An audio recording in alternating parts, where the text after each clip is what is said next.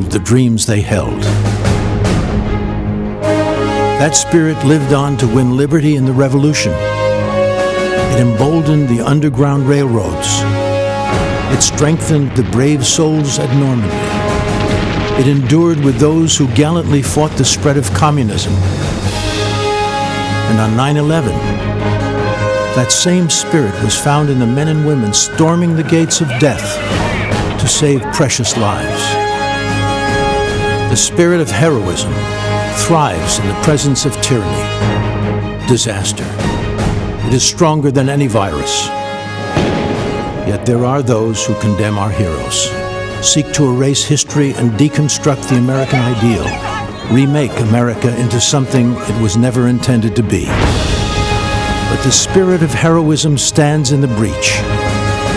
It lives in the heart, it breathes in the soul, and is woven into the courageous fabric of Americans like you. It preserves liberty. It strengthens families.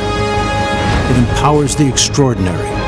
The spirit of heroism inspires us to act when others are in need, to do the right thing. Join us tonight. Dream heroic dreams. Celebrate America. Land of the free, home of the brave.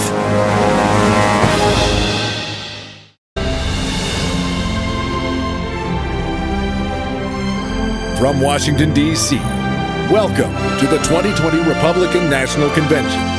Tonight, celebrating America as the land of heroes.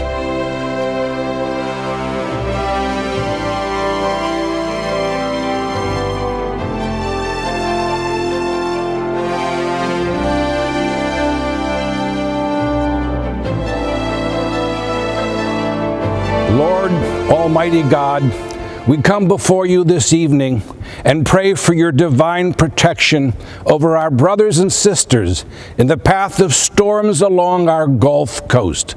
You are our rock and our shelter in the midst of the storms of life. You are the God who commands the winds and the waves, and we pray that you will provide refuge to our people. O Lord, you have granted us certain natural rights, such as the right to speak freely, life, liberty, the pursuit of happiness, as well as religious freedom, the right to assemble, and the right to self-defense. Only in America have these God-given rights so flourished and been categorized as belonging to the people, embodying the very essence of our government. Father, we pray that this outlook and mindset, this form of government continues, as has been our history, especially now when, to our horror, it is being challenged. And so we pray that God gives strength and health to our president, who has splendidly demonstrated daily his determination to defend and maintain the God-given rights of our citizens, as enshrined in our Constitution and in our Declaration, eloquently passed down through our Judeo-Christian tradition. President Trump has stood up fearlessly against those who are corrupting the term social justice so as to deny Americans their birthright and these divine gifts. May God protect him. May God bless all those in government and among our citizens who seek to honor, defend, and preserve our heritage. This land was founded in an epic and providential moment. Like the revelation at Sinai, it was the moment when the vision of God rendezvoused with the soaring and noble plans of appointed men. Yet, every so often, apace various generations, we are compelled to resurrect and give rebirth to our providential beginning, to renew our present days with the exuberance of those founding days. Perhaps that is what is meant when we say, "Make America great again." We pledge to vigilantly protect and tend the garden so as to imbibe its blessed fruits. May God continue to make America great, and may we continue to be His people, one nation, under God. And let us say, Amen. I pledge allegiance to the flag of the United States of America and to the republic for which it stands, one nation, under God, indivisible, with liberty and justice for all.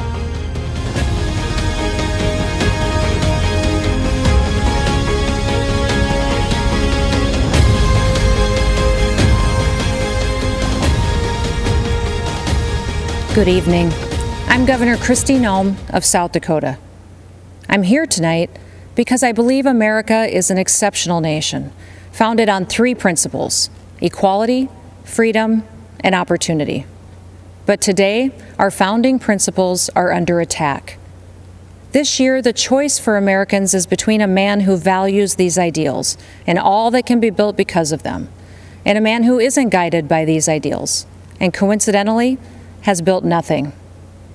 Remember, America's battle for independence and fight for self-governance was something that had never been done before.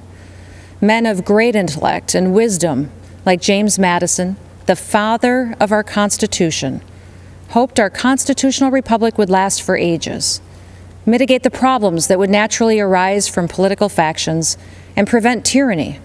Madison also authored much of the Bill of Rights because he understood the natural tendency of government to increasingly encroach on the people's consent, and thus our freedom. He urged his colleagues to adopt these amendments to enshrine in our Constitution the ideals laid out in the Declaration of Independence, that all power comes from the people, that the government is created and ought to be exercised for the benefit of the people. Our Constitution guarantees the right to speak, to assemble, and to worship, the right to arm ourselves as a counterbalance to a standing army, and the right to a fair and equitable criminal justice system. We must fight to protect these foundational rights from government interference and indifference. America is unique in the world. Government's power at all levels is limited to the confines of our Constitution, which protects our God-given liberties and civil rights. We are not and will not be the subjects of an elite class of so-called experts. We, the people, are the government. Now, at times, our country has struggled to live up to our founding principles.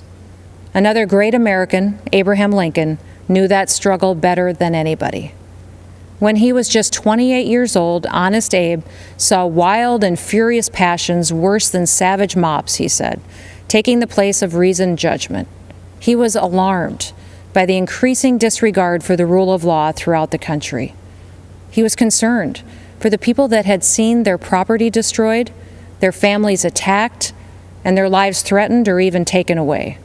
These good people were becoming tired of and disgusted with a government that offered them no protection. Sound familiar? It took 244 years to build this great nation, flaws and all. But we stand to lose it in a tiny fraction of that time if we continue down the path taken by the Democrats and their radical supporters. From Seattle and Portland to Washington and New York, Democrat-run cities across this country are being overrun by violent mobs. The violence is rampant. There's looting, chaos, destruction, and murder. People that can afford to flee have fled, but the people that can't, good, hardworking Americans, are left to fend for themselves. The Republican Party's commitment to individual rights and self-government is as necessary today as it was in 1860 when we won our first presidential election. Our party respects individuals based on who they are. We don't divide people based on their beliefs or their roots. We don't shun people who think for themselves. We respect everyone equally under the Constitution, and we treat them as Martin Luther King Jr. wished, according to the content of their character, not the color of their skin.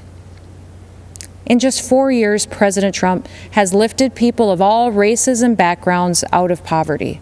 He shrunk government. He put money back into the pockets of hardworking, ordinary Americans.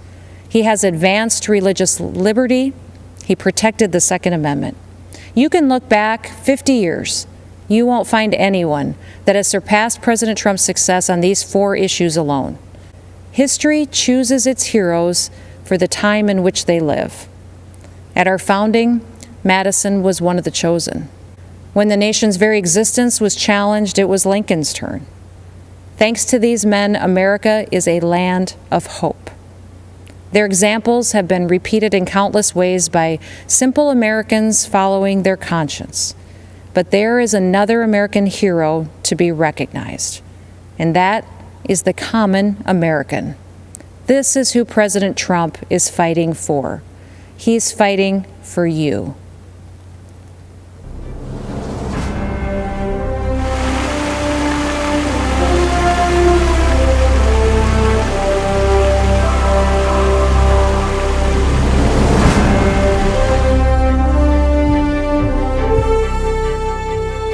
I'm Scott Dane. I represent loggers and truckers in Minnesota, but I also represent a way of life. Logging's been a part of the great American story from the beginning. In fact, if you go to the Capitol Rotunda and look up, you can see loggers on one of the panels, New England settlers carving out a new world from the wilderness. But logging is the most dangerous job in the country. But we embrace that risk because we know America was built by strong people building things together. America needs us to keep building, and we can't wait to be a part of it. But the last time Joe Biden was in the White House, Minnesota lost nearly half of its mills, thousands of jobs, and experienced nearly a decade of decline. It was a similar story in other parts of the country. The administration just didn't seem to care. In 47 years in Washington, Joe Biden hasn't done anything for the timber industry. When plants closed in Duluth, Sartell, Cook, and Bemidji, they were just numbers on a paper to the Obama-Biden administration. To me, they were people and jobs and families. Under Obama-Biden, radical environmentalists were allowed to kill the forests. Wildfire after wildfire shows the consequences. Managed forests, the kind my people work in, are healthy forests. Under President Trump, we've seen a new recognition of the value of forest management in reducing wildfires. And we've seen new support for our way of life, where a strong back and a strong work ethic can build a strong middle class. We want to build families where we were raised and stand by communities that stood by us. We want that way of life available for the next generation, and we want our forests there too. President Trump, thank you for helping us do just that.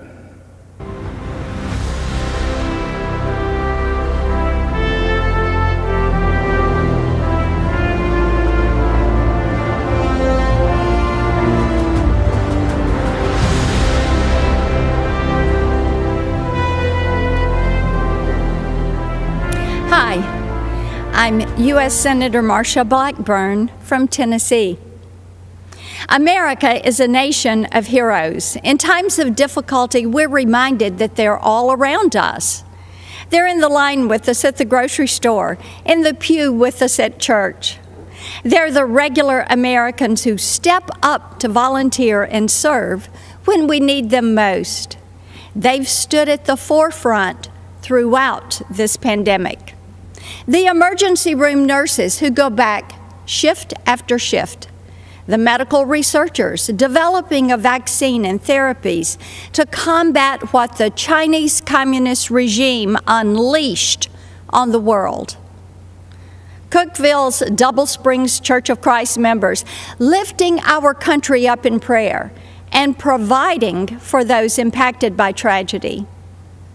But tonight, I want to talk to you about another kind of hero. The kind Democrats don't recognize because they don't fit into their narrative. I'm talking about the heroes of our law enforcement and armed services. Leftists try to turn them into villains. They want to cancel them. But I'm here to tell you, these heroes can't be canceled. Tennessee is full of them. After all, we're the volunteer state. My dad served in the Army in World War II. When he came home, he put on another uniform and for 30 years volunteered to help our underfunded Sheriff's Department.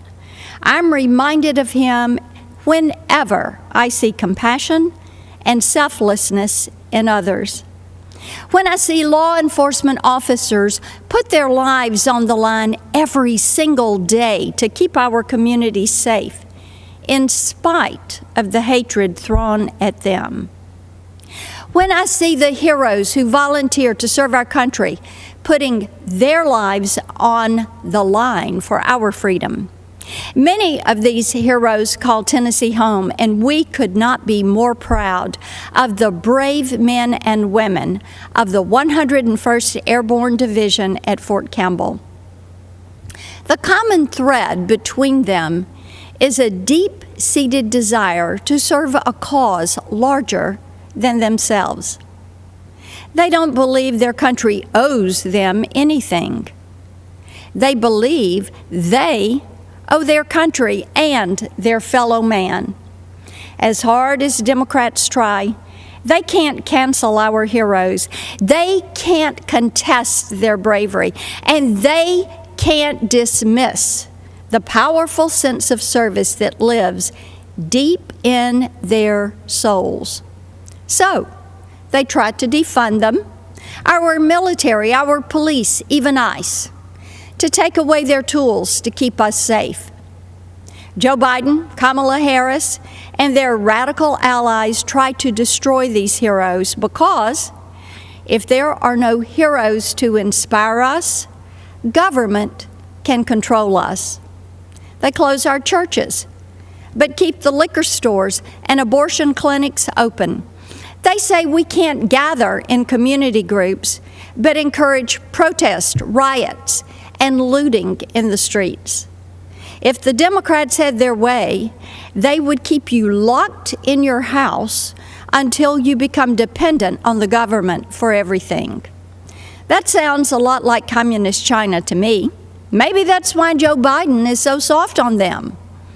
Why Nancy Pelosi says that China would prefer Joe Biden. Yep, I bet they would. But President Trump has stood up for our heroes every day. He stood by our law enforcement, our military, and the freedoms we hold dear. He's made good on his promise to put America first. And I hope you will stand with me as we send him back for 4 more years with a clear message to the Democrats. You will never cancel our heroes.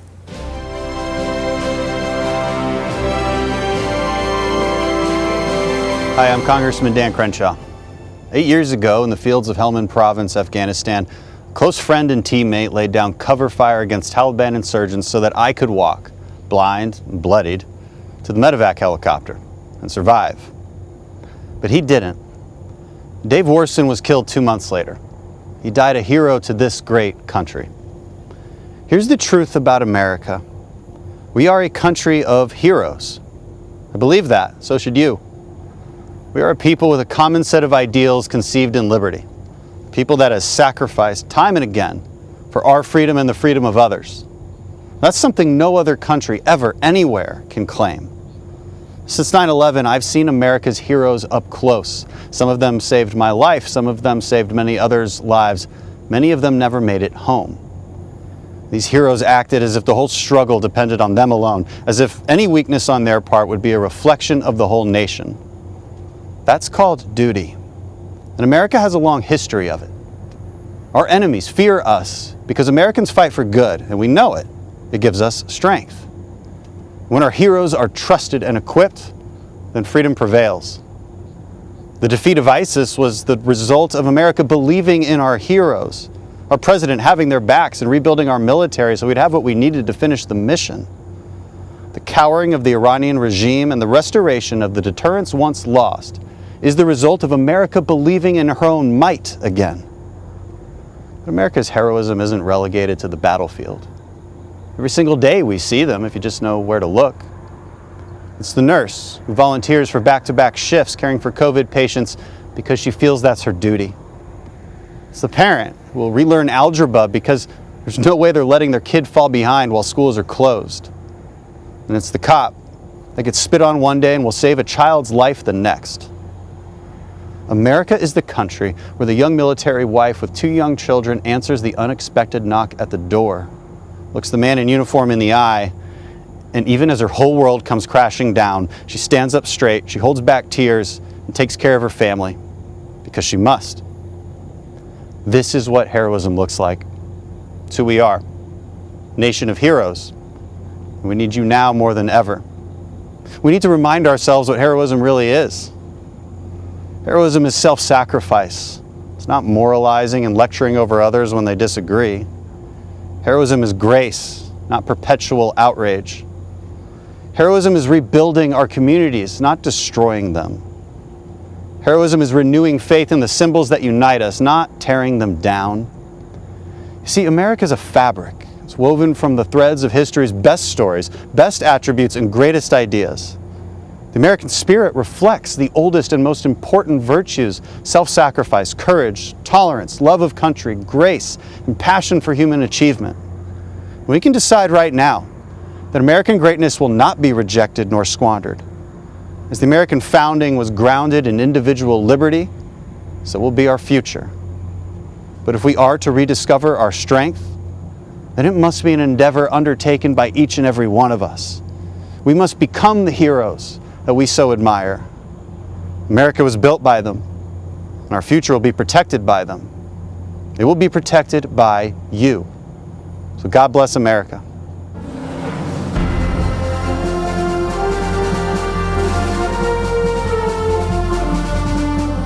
Good evening. I'm retired Lieutenant General Keith Kellogg. In 1967, at the age of 22, I volunteered to serve my country in Vietnam. From the jungles of Vietnam to the deserts of Iraq, I have gone where my nation asked. I have borne witness to soldiers' last moments on earth, their lives spent in hope and promise of a better future for all Americans. I was in the Pentagon on September 11th, 2001. I lost friends there that day. In the years that followed, I watched my daughter, son, and son-in-law deploy to Afghanistan. I have looked into the eyes of my grandchildren as they said goodbye to their fathers and hugged them one last time. I lived service. I understand sacrifice. I know leadership. Over the past 3.5 years, I have witnessed every major foreign policy and national security decision by the President. I have been in the room where it happened. I saw only one agenda and one guiding question when tough calls had to be made. Is this decision right for America? When President Donald Trump took office, decades of failed foreign policy had crippled us. He faced wars without end in sight, creation of failed states like Libya and Syria, a past that allowed a terrorist caliphate to grow, and leadership in Washington that allowed our military to atrophy while we spent trillions of dollars abroad instead of investing at home. President Trump has reversed the decline of our military and restructured our national security strategy. With historic investment and vision, our military is now better equipped, better resourced, and better manned than any military in the world. President Trump demolished the terrorist ISIS caliphate in the Middle East and eliminated its leader, al-Baghdadi, one of the world's most brutal terrorists. President Trump took decisive action against Iranian terrorist mastermind, Qasem Soleimani, a man responsible for deaths of hundreds of American servicemen in Iraq. When our NATO allies failed to meet their commitments as we upheld ours, President Trump demanded parity. NATO members have now increased their contributions over $100 billion this year, and NATO's Secretary General credits President Donald J. Trump. President Trump challenged and continues to challenge an ever increasingly provocative and militant China. But make no mistake, President Trump is no hawk. He wisely wields the sword when required, but believes in seeking peace instead of perpetual conflict. Just over a week ago, our president brokered a peace agreement between the United Arab Emirates and Israel, the first in the Middle East in over 25 years. And this week, Afghan negotiators, with help from American officials, will start peace negotiations between the Taliban and the Afghan government to end America's longest war. Ask yourself, has this president kept his promises to keep us out of needless conflicts and to pursue ending wars without end? Has he defended your interests in renegotiating trade deals that previously hurt Americans and our national security? Has he fulfilled his commander-in-chief role by decisively going after our nation's enemies? You and I know the answer is yes. The choice is clear. This is the most important election of our lifetime. The next 4 years will decide the course of our country for decades to come.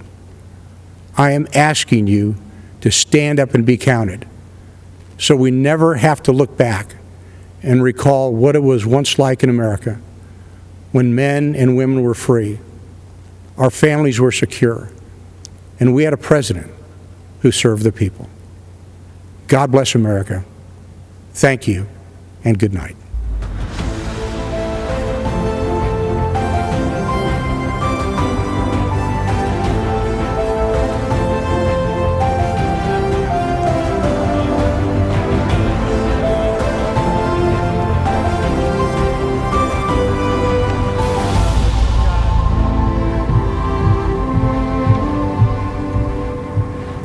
Good evening.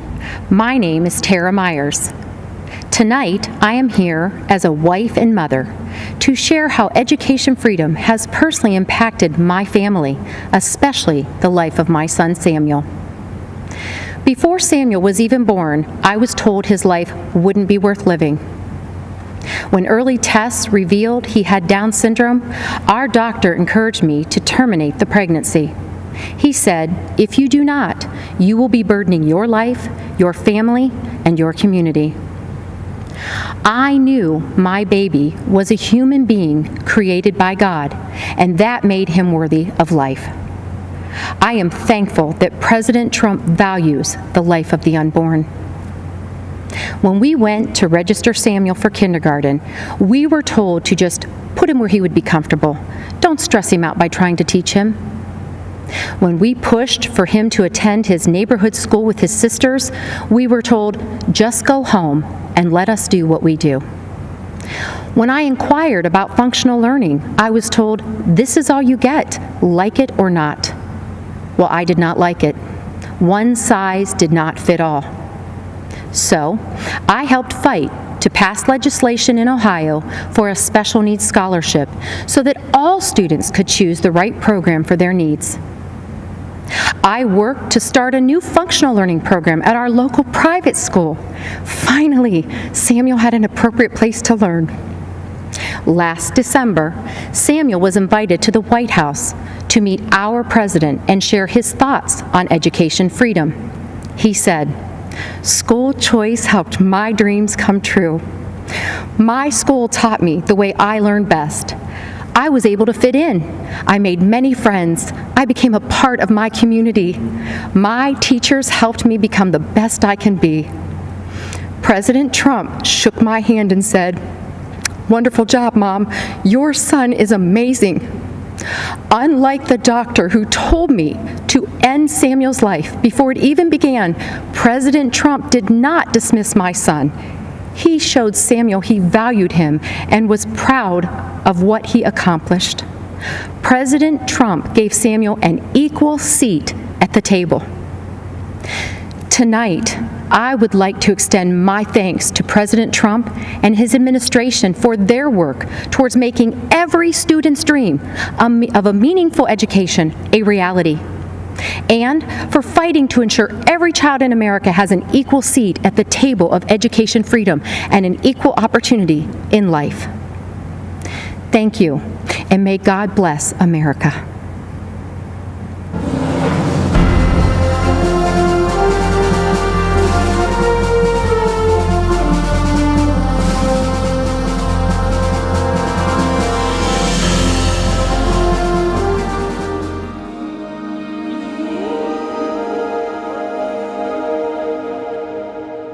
It all started at a tea party.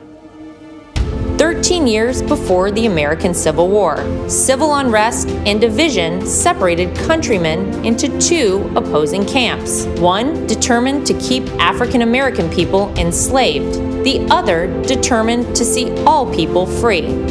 Elizabeth Cady Stanton and Lucretia Mott felt the call to fight for that freedom when they were selected as delegates for an anti-slavery convention. But upon arrival, were told they could not speak or vote at the male-dominated event. On July 9, 1848, Mott, Stanton, and 3 other women met for tea. By the end of the day, they'd formed a coalition with the sole purpose of gaining the right for women to vote, so they in turn would be free to fight for the freedoms of others. Women across America united and formed activist groups working tirelessly to win the vote for American women. The unconquerable Susan B. Anthony became one of the most visible leaders of women's suffrage when, in 1872, she registered and voted for every Republican on the ballot. As punishment for her actions, she was arrested for illegal voting. At the request of Susan B. Anthony, Senator A.A. Sargent introduced the 19th Amendment in 1878. The Susan B. Anthony Amendment was submitted and defeated 4 times, but women continued to fight. Sojourner Truth and many other black suffragettes defied segregation, fighting for all women's voices to be heard and allowed to vote.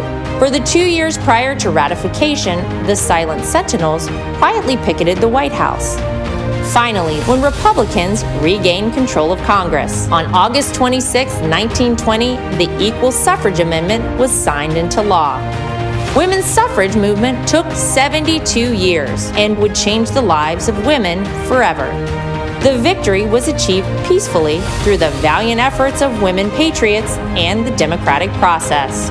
100 years later, in a bold declaration of rights for women, President Trump granted a full pardon to Susan B. Anthony on the 100th anniversary of the 19th Amendment's ratification.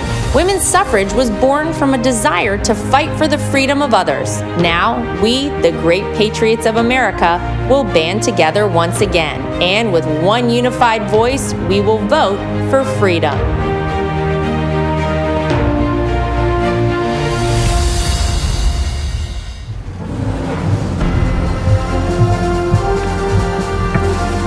I'm Kayleigh McEnany. You may know me as a supporter of President Trump, but tonight I'm here to share with you how he supported me, both as a new mom and as an American with a pre-existing condition. When I was 21 years old, I got a call that changed my life. It was my doctor informing me that I had tested positive for the BRCA2 genetic mutation, a mutation that put my chances of breast cancer at 84%. It was the same mutation that my mom had, compelling her to get a preventative double mastectomy, removing her breast tissue, but protecting her from a disease that has taken far too many of our mothers, our sisters, our friends. In my family, 8 women alone were diagnosed with breast cancer, several in their young 20s. I now faced the same prospect. For nearly a decade, I was routinely at Moffitt Cancer Center, getting MRIs, ultrasounds, and necessary surveillance. During these visits, I crossed paths with brave women battling cancer and fighting through chemotherapy. They were a testament to American strength.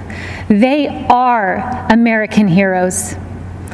On May 1st, 2018, I followed in my mother's footsteps, choosing to get a preventative mastectomy. I was scared. The night before, I fought back tears as I prepared to lose a piece of myself forever. But the next day, with my mom, dad, husband, and Jesus Christ by my side, I underwent a mastectomy, almost eliminating my chance of breast cancer, a decision I now celebrate. Breast reconstruction has advanced remarkably. While it is an individual's decision, my doctor and I chose a course of surgery that left me virtually unchanged. But more important than physical results, I developed a strength and a confidence that I carry with me. During one of my most difficult times, I expected to have the support of my family, but I had more support than I knew. As I came out of anesthesia, one of the first calls I received was from Ivanka Trump. As I recovered, my phone rang again. It was President Trump calling to check on me. I was blown away. Here was the leader of the free world caring about my circumstance. At the time, I had only met President Trump on a few occasions. But now, I know him well, and I can tell you that this president stands by Americans with pre-existing conditions. In fact, President Trump called me this morning. I spoke with him several times today, and he told me how proud he was of me for sharing this story. The same way President Trump has supported me, he supports you. I see it every day. I've heard him say the hardest part of his job is writing to loved ones of fallen soldiers. I've seen him offer heartfelt outreach to grieving parents who lost their children to crime in the streets. And I've watched him fight for Americans who lost their jobs. President Trump fights for the American people because he cares about stories like these. I have a 9-month-old daughter. She's a beautiful, sweet little girl.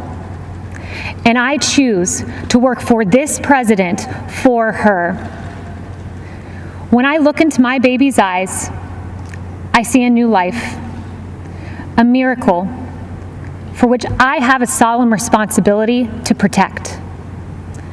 That means protecting America's future, a future President Trump will fight for, where our neighborhoods are protected, where life is sacred, where God is cherished, not taken out of our schools, removed from our pledge, and erased from our history. I want my daughter to grow up in President Donald J. Trump's America. Choosing to have a preventative mastectomy was the hardest decision I ever had to make. But supporting President Trump, who will protect my daughter and our children's future, was the easiest.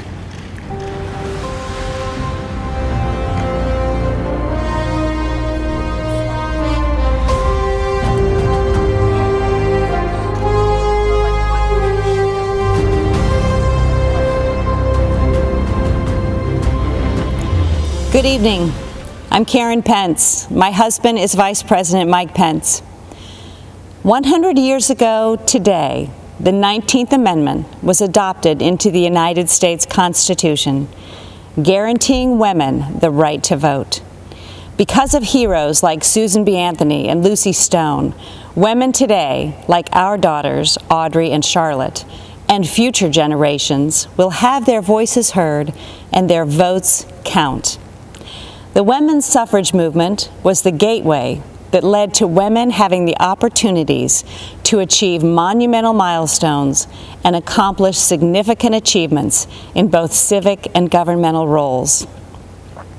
This evening, we look at heroes in our land. As Second Lady of the United States for the past 3.5 years, I have had the honor of meeting many heroes across this great country. The Pences are a military family. Our son Michael serves in the United States Marines, and our son-in-law Henry serves in the U.S. Navy. And one of my key initiatives is to elevate and encourage military spouses. These men and women, like our daughter Charlotte and our daughter-in-law Sarah, are the home front heroes.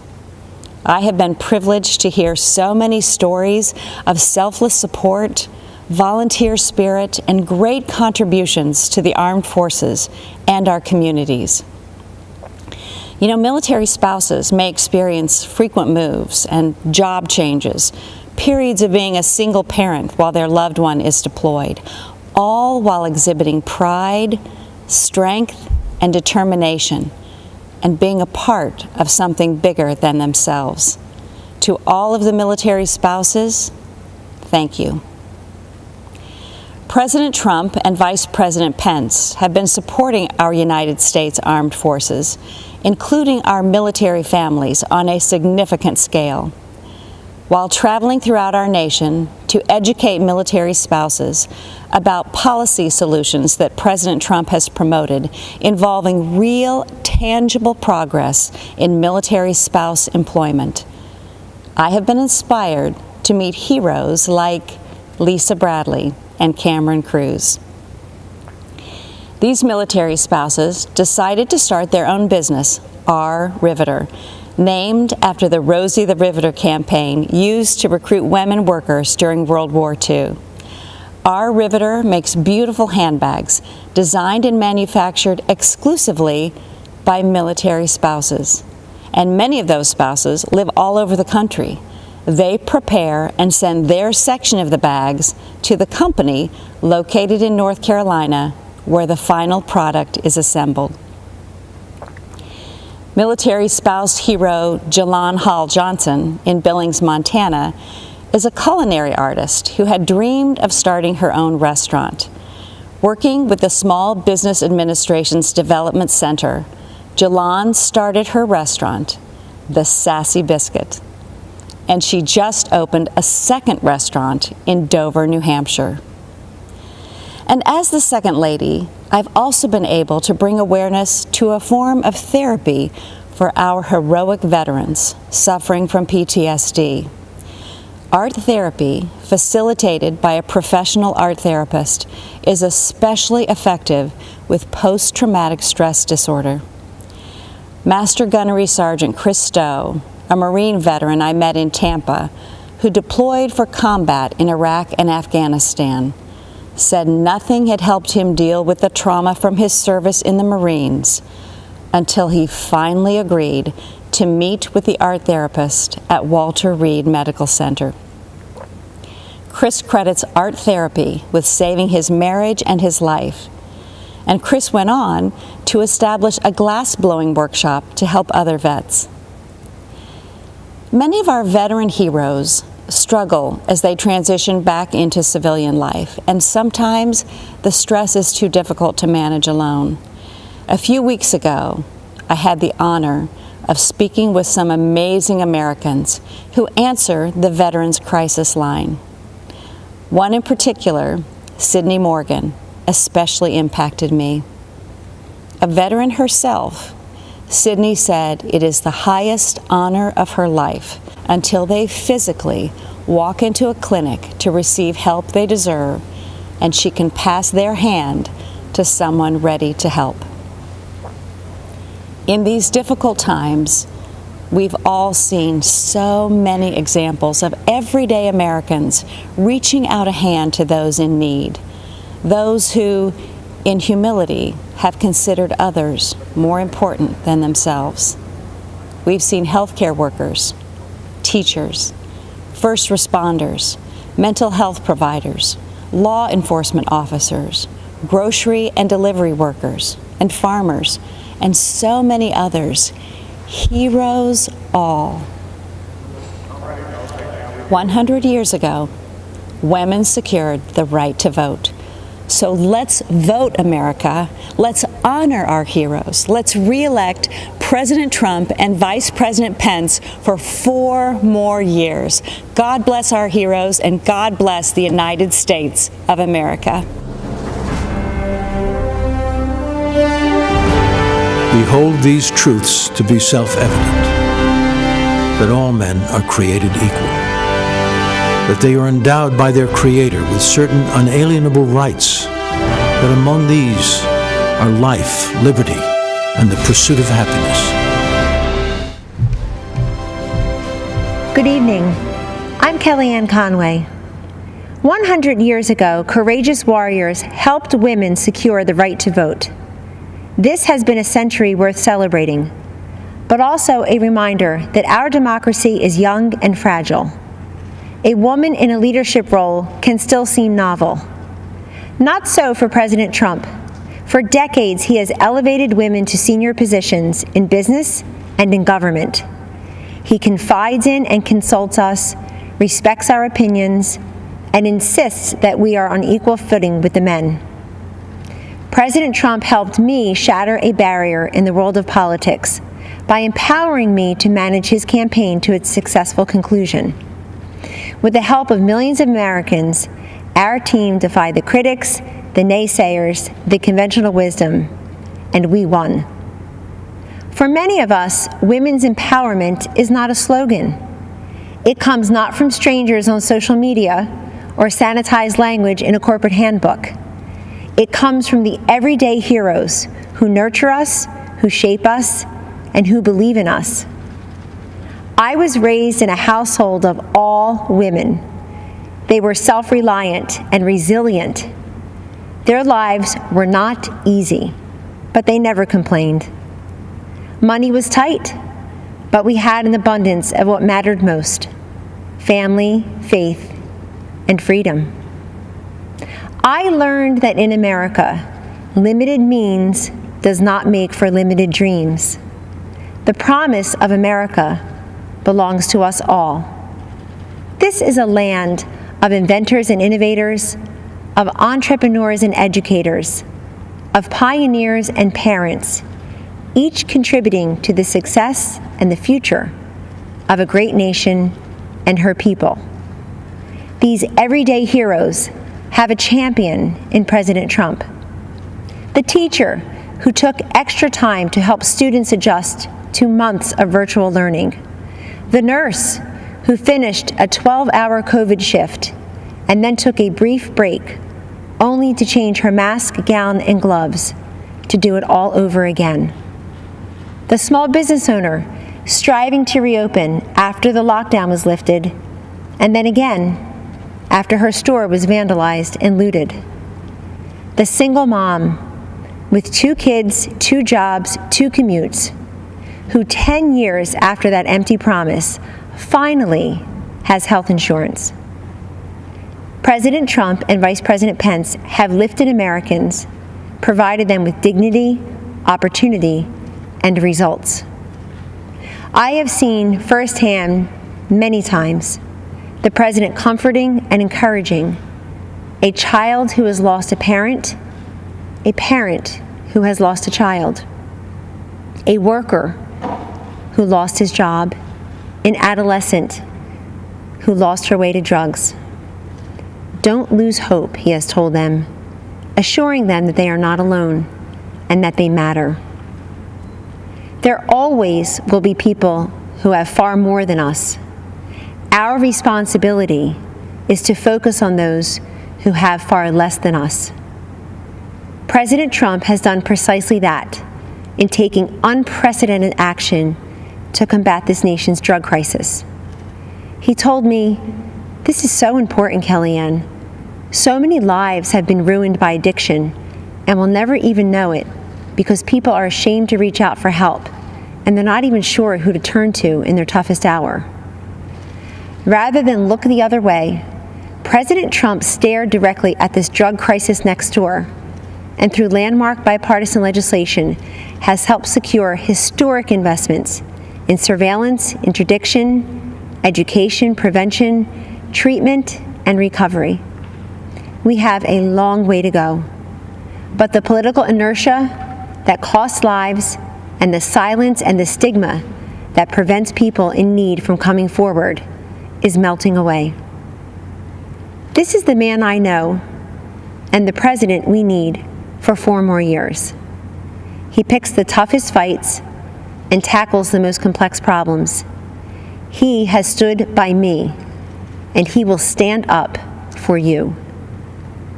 In honor of the women who empowered me, and for the future of the children we all cherish, thank you, and God bless you always.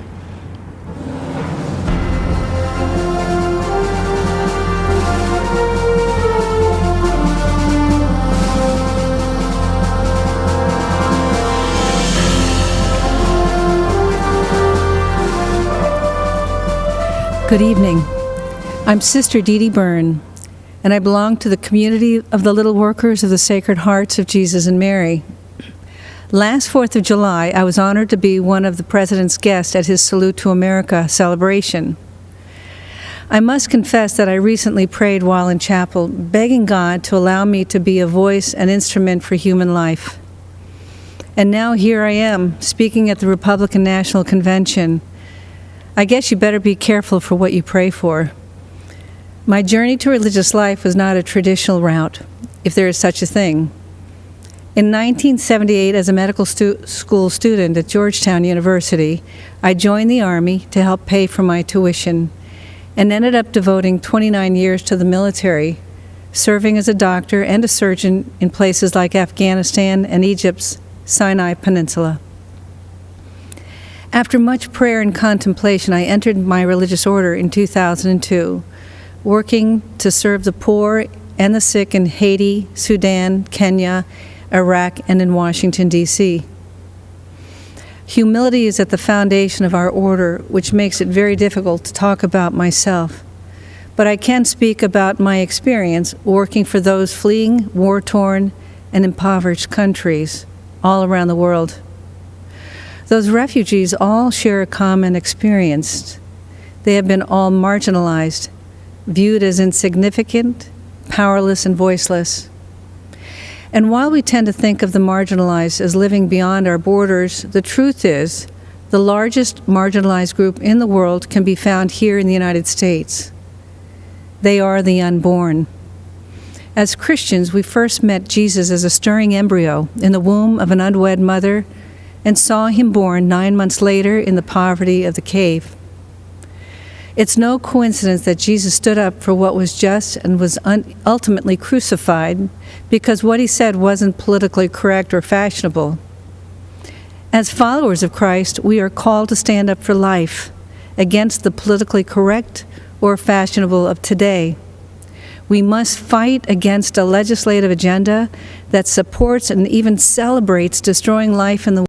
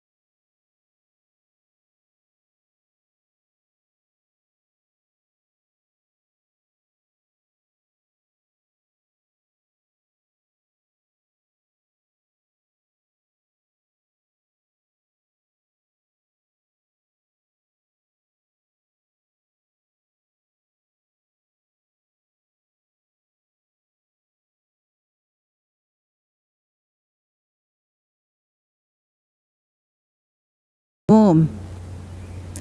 Keep in mind, the laws we create define how we towards danger when everyone else is running away. They do so willingly to protect our families and communities. I'm proud that the overwhelming majority of American police officers are the best of the best and put their lives on the line without hesitation. And good officers need to know their elected leaders and the department brass have their backs. Unfortunately, chaos results when failed officials in cities like Portland, Minneapolis, Chicago, and New York make the conscious decision not to support law enforcement. Shootings, murders, looting, and rioting occur unabated. The violence and bloodshed we are seeing in these and other cities isn't happening by chance. It's the direct result of refusing to allow law enforcement to protect our communities. Joe Biden has turned his candidacy over to the far left anti-law enforcement radicals. And as a senator, Kamala Harris pushed to further restrict police, cut their training, and make our American communities and streets even more dangerous than they already are. Conversely, President Trump supports the creation of a national standard for training on de-escalation and communication to give officers more tools to resolve conflict without violence. The differences between Trump, Pence, and Biden-Harris are crystal clear. Your choices are the most pro-law enforcement president we've ever had, or the most radical anti-police ticket in history. We invite those who value the safety of their family and loved ones to join the hundreds of thousands of members of the National Association of Police Organizations and support the re-election of President Donald J. Trump. Thank you, and God bless America.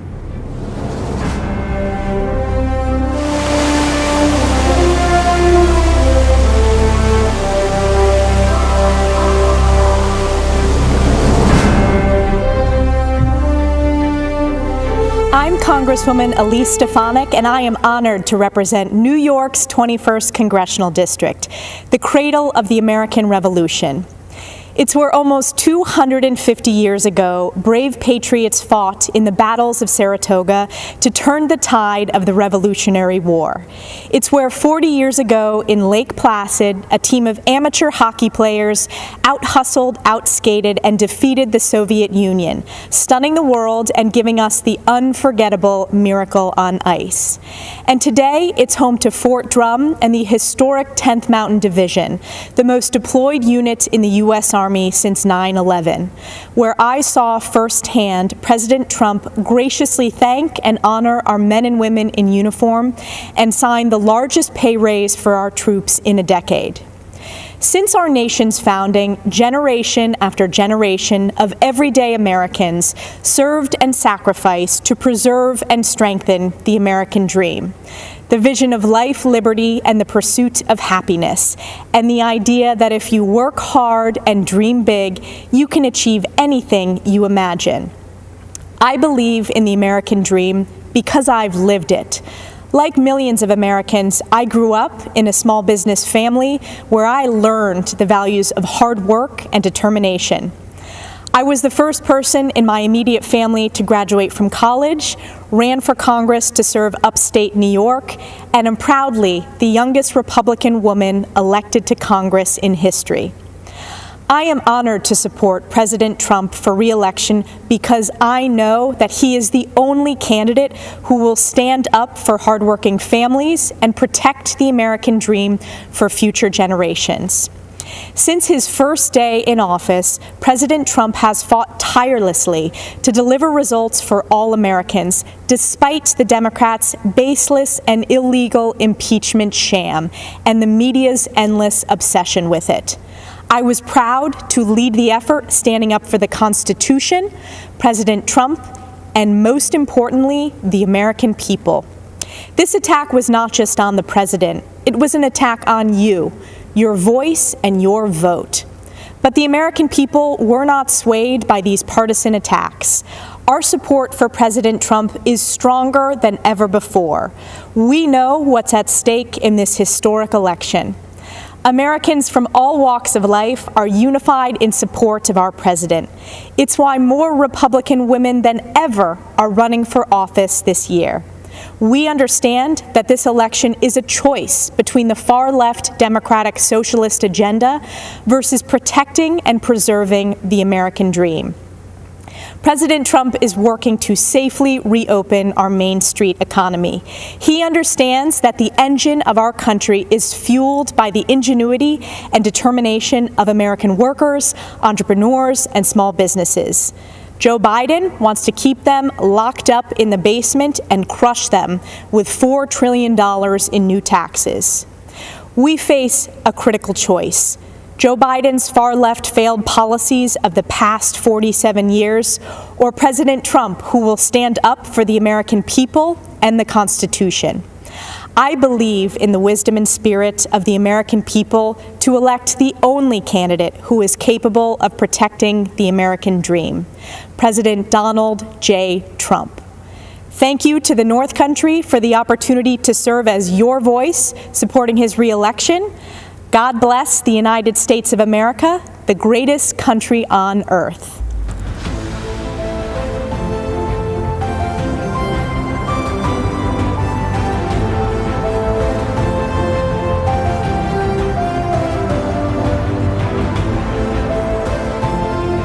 Good evening.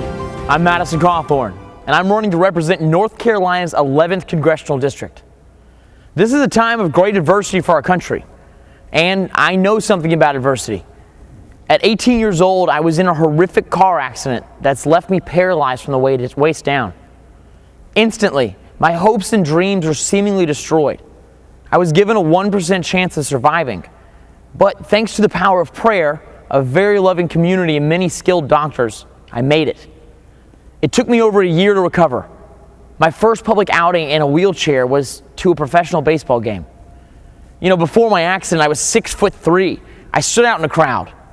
But as I wheeled through the stadium, I felt invisible. At 20, I thought about giving up. However, I knew I could still make a difference. You know, my accident has given me new eyes to see and new ears to hear. God protected my mind and my ability to speak. So I say to people who feel forgotten, ignored, and invisible, I see you. I hear you. At 20, I made a choice. In 2020, our country has a choice. We can give up on the American idea, or we can work together to make our imperfect union more perfect. I choose to fight for the future, to seize the high ground and retake the shining city on a hill. While the radical left wants to dismantle, defund, and destroy, Republicans, under President Trump's leadership, want to rebuild, restore, and renew. I just turned 25. When I'm elected this November, I'll be the youngest member of Congress in over 200 years. And if you don't think young people can change the world, then you just don't know American history. George Washington was 21 when he received his first military commission. Abe Lincoln, 22 when he first ran for office.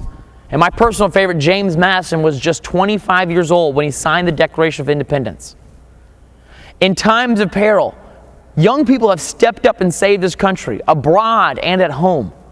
We held the line, scaled the cliffs, crossed oceans, liberated camps, and cracked codes. Yet today, political forces want to usher in the digital dark ages, a time of information without wisdom and tribalism without truth. National leaders on the left have normalized emotion-based voting and a radicalized identity politics that rejects Martin Luther King's dream. MLK's dream is our dream, for all Americans to be judged solely on their character. Millions of people risk their lives every year to come here because they believe in the dream of MLK and the American dream. Join us as we, the Party of Freedom, double down on ensuring the American dream for all people. We are committed to building a new town square. It welcomes all ideas and all people. Here we will have freedom of speech, not freedom from speech. To liberals, I say let's have a conversation. Be a true liberal. Listen to other ideas and let the best ones prevail.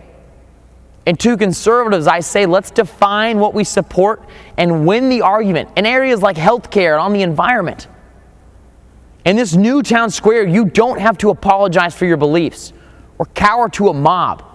You can kneel before God, but stand for our flag. The American idea my ancestors fought for during the Revolutionary War is just as exciting and revolutionary today as it was 250 years ago. I say to Americans who love our country, young and old, be a radical for freedom. Be a radical for liberty. And be a radical for our republic, for which I stand. One nation under God, with liberty and justice for all. Thank you, and may God bless America.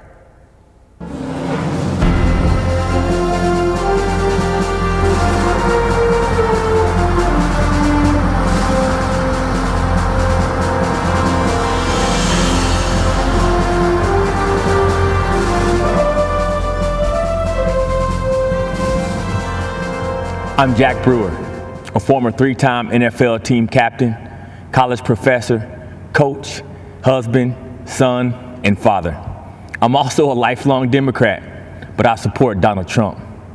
Let me be clear, I didn't come here for the popularity or the praise, the likes or the retweets.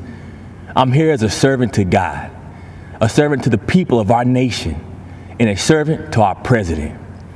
I grew up in Grapevine, Texas, a town that my great-grandfather was the first black man to settle as a sharecropper in 1896. My early high school experience included fighting with skinheads and being a witness in an attempted murder trial after my friend shot a skinhead in self-defense. I remember my dad's bravery when he personally stood up against a KKK rally in my town. In my house, my father taught me to back down from no one. I know what racism looks like. I've seen it firsthand. In America, it has no resemblance to President Trump.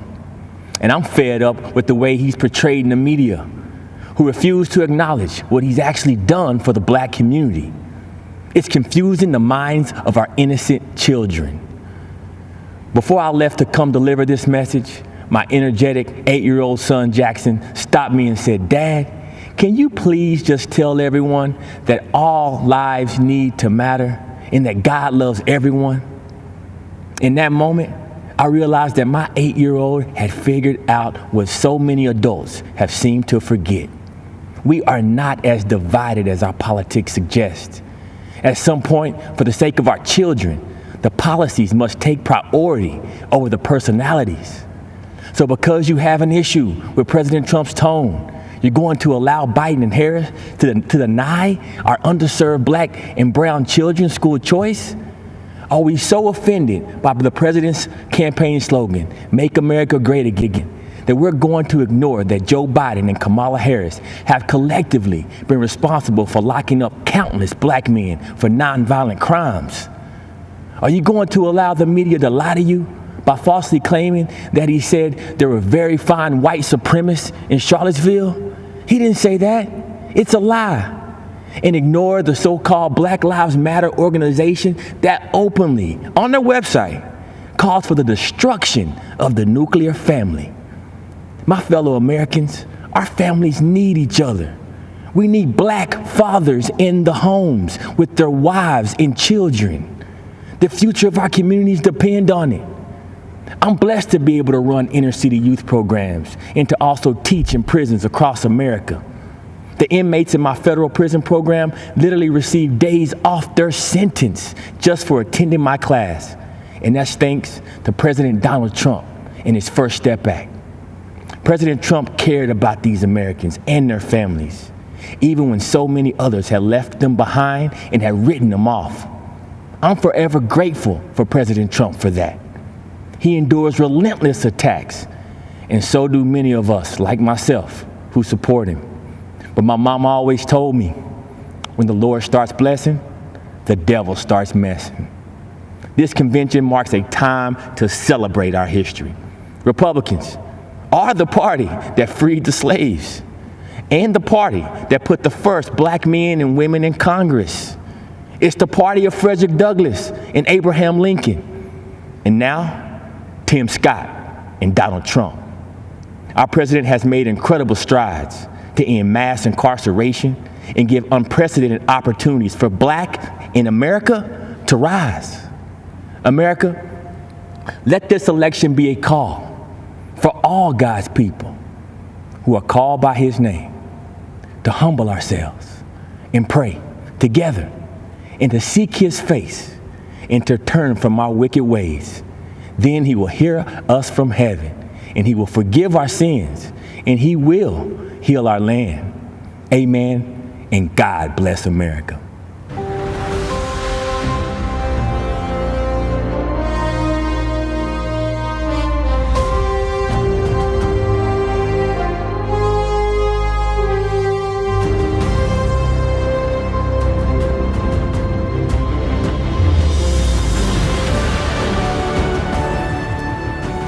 Greetings.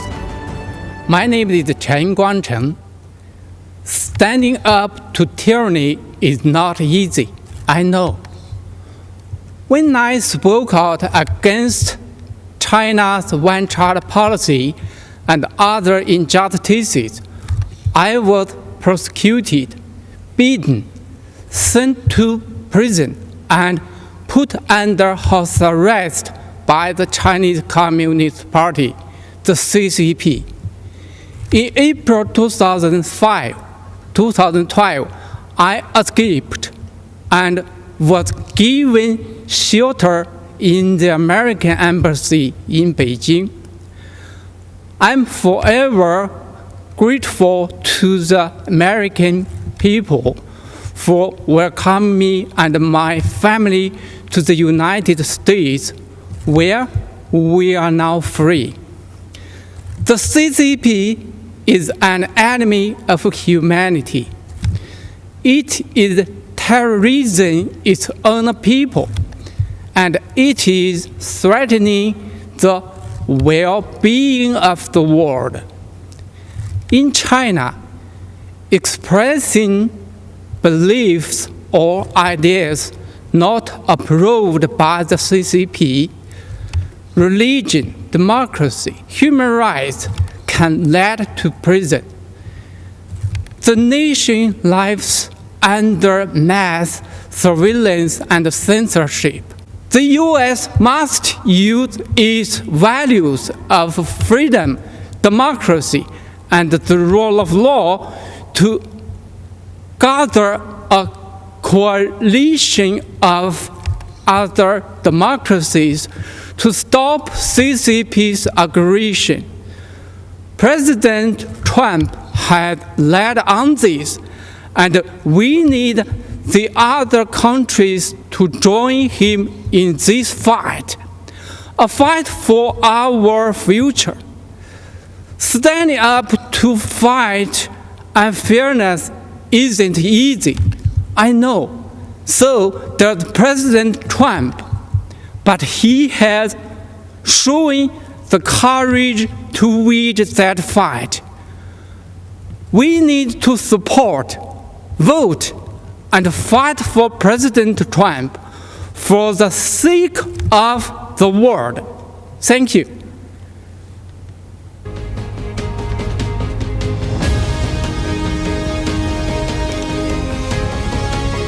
I'm Congressman Lee Zeldin. Tonight, as we celebrate America as a land of heroes, I'm here at a VFW Post of Heroes in West Hampton Beach, New York.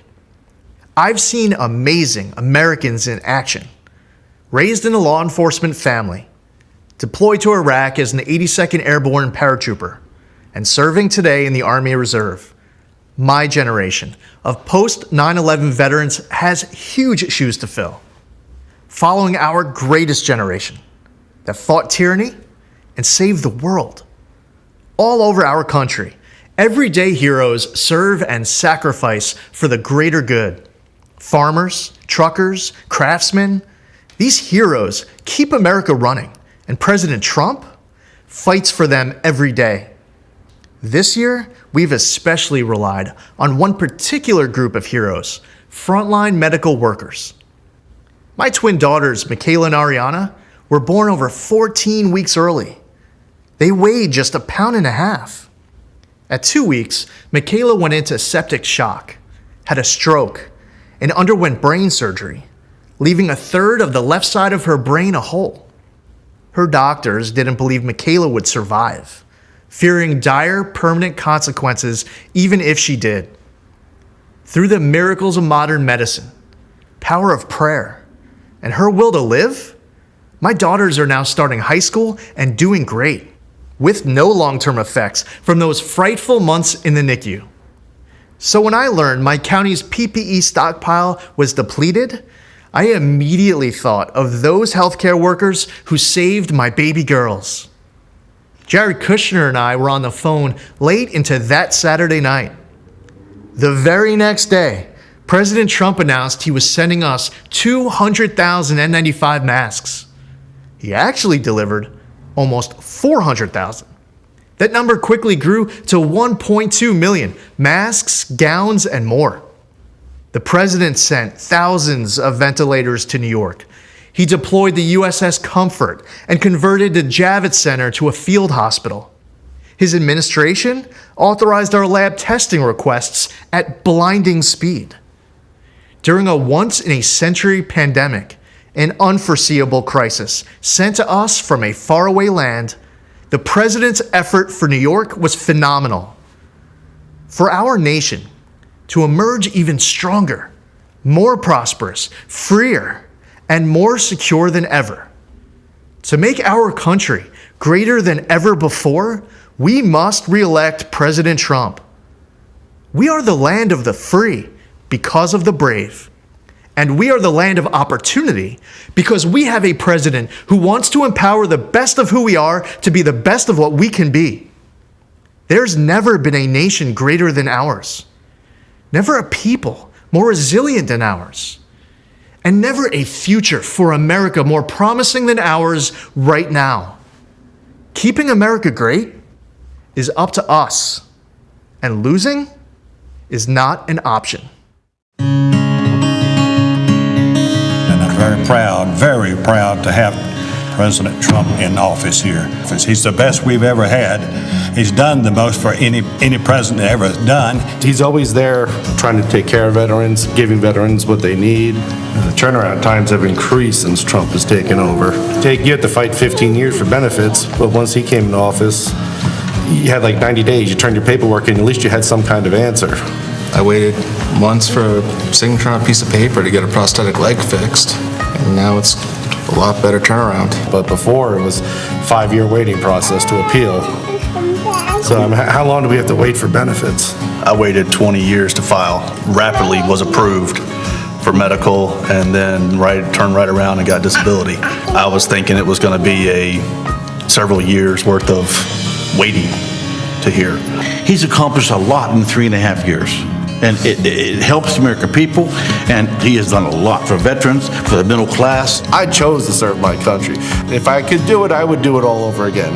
Especially for this president. I mean, he's the kind of president you'd run through a brick wall if he asked you to. Went through many presidents, but this one, I can say, is the best president we've ever had and ever will have, I believe.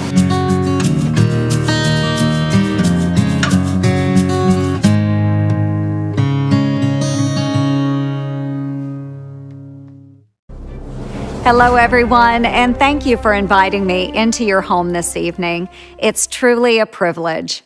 My name is Joni Ernst. I was raised on a small family farm here in Iowa, where I learned the importance of faith, hard work, and service. I worked my way through college, then dedicated my life to serving my country as a local official, a battalion commander in the military, and as a U.S. Senator. Service. It's more than a word to me. It's a mission, a way of life. It's what brought me to Cedar Rapids, Iowa in 2008 when I was in the National Guard. We saw historic floods that swept through the communities. We lent a helping hand to our fellow Iowans who were literally underwater. We thought we had seen the worst, But 12 years later, these same communities have faced an even more devastating disaster, the recent derecho storm. If you don't live in Iowa, you may not have heard much about it at first. While reporters here in the state were in the trenches covering the equivalent of a Category 2 hurricane, most of the national media looked the other way. To them, Iowa is still just flyover country. Houses, farms were destroyed. About 1/3 of our crops here were damaged. In some cases, these storms wiped out a lifetime of work. And yet Iowa farmers didn't hesitate to grab their chainsaws and check on their neighbors. Our farmers live every day with that sense of service, the stewards of the land, the ones who feed and fuel the world. President Trump quickly signed an emergency declaration for Iowa to provide relief. And of course, when President Trump came to Cedar Rapids, the national media finally did too. For years, I've worked closely with the president for farmers in Iowa and across the country. We scrapped Obama and Biden's punishing waters of the United States rule, which would have regulated about 97% of land in Iowa, in some cases, even puddles. It would have been a nightmare for farmers. The president delivered on major trade deals with Japan and the United States-Mexico-Canada agreement. And he implemented the sale of E15 fuel year-round. That means more choices for you at the pump and more jobs for farmers in the heartland. This is something the Obama-Biden administration failed to do in 8 years. In fact, I can't recall an administration more hostile to farmers than Obama-Biden, unless you count the Biden-Harris ticket. The Democratic Party of Joe Biden is pushing this so-called Green New Deal. If given power, they would essentially ban animal agriculture and eliminate gas-powered cars. It would destroy the agriculture industry, not just here in Iowa, but throughout the country. When the pandemic hit, President Trump heard us in our call for assistance for our farmers. Knowing we have an ally in the White House is important. Folks, this election is a choice between two very different paths: freedom, prosperity, and economic growth under a Trump-Pence administration, or the Biden-Harris path, paved by liberal coastal elites and radical environmentalists. An America where farmers are punished, jobs are destroyed, and taxes crush the middle class. That is our choice, and it's a clear one. Thank you, and God bless.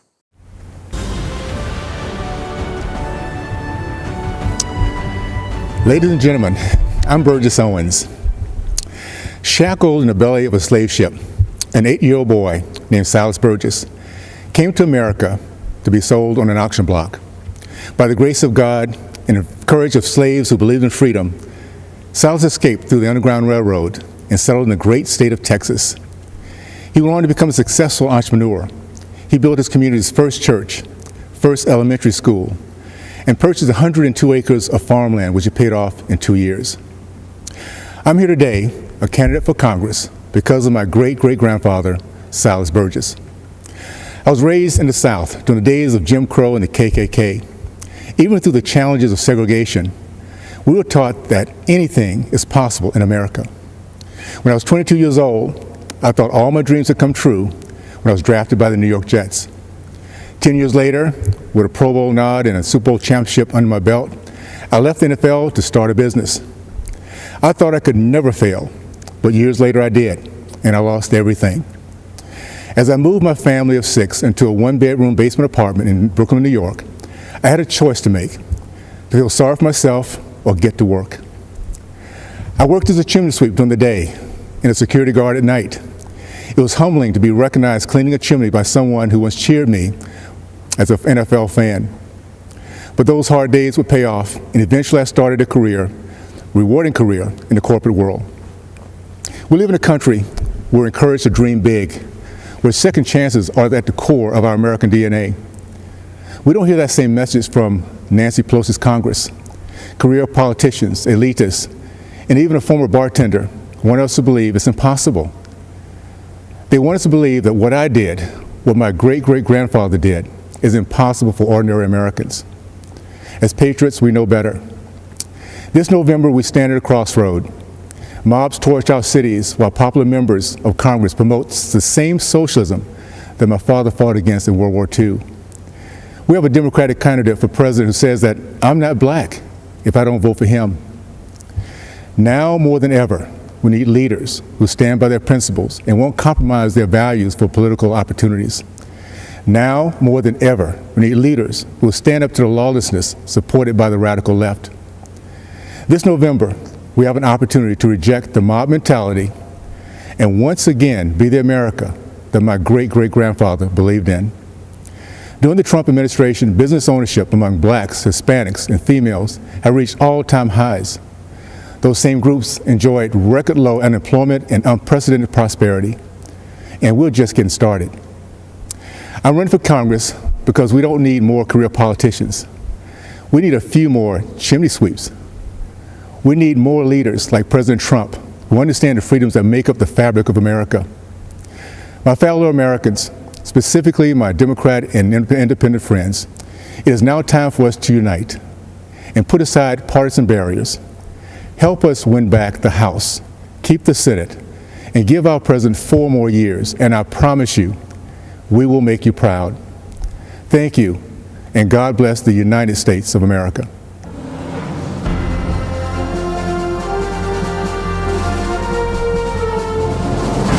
Standing guard over Baltimore Harbor is the remains of an earthen star, a relic of time past.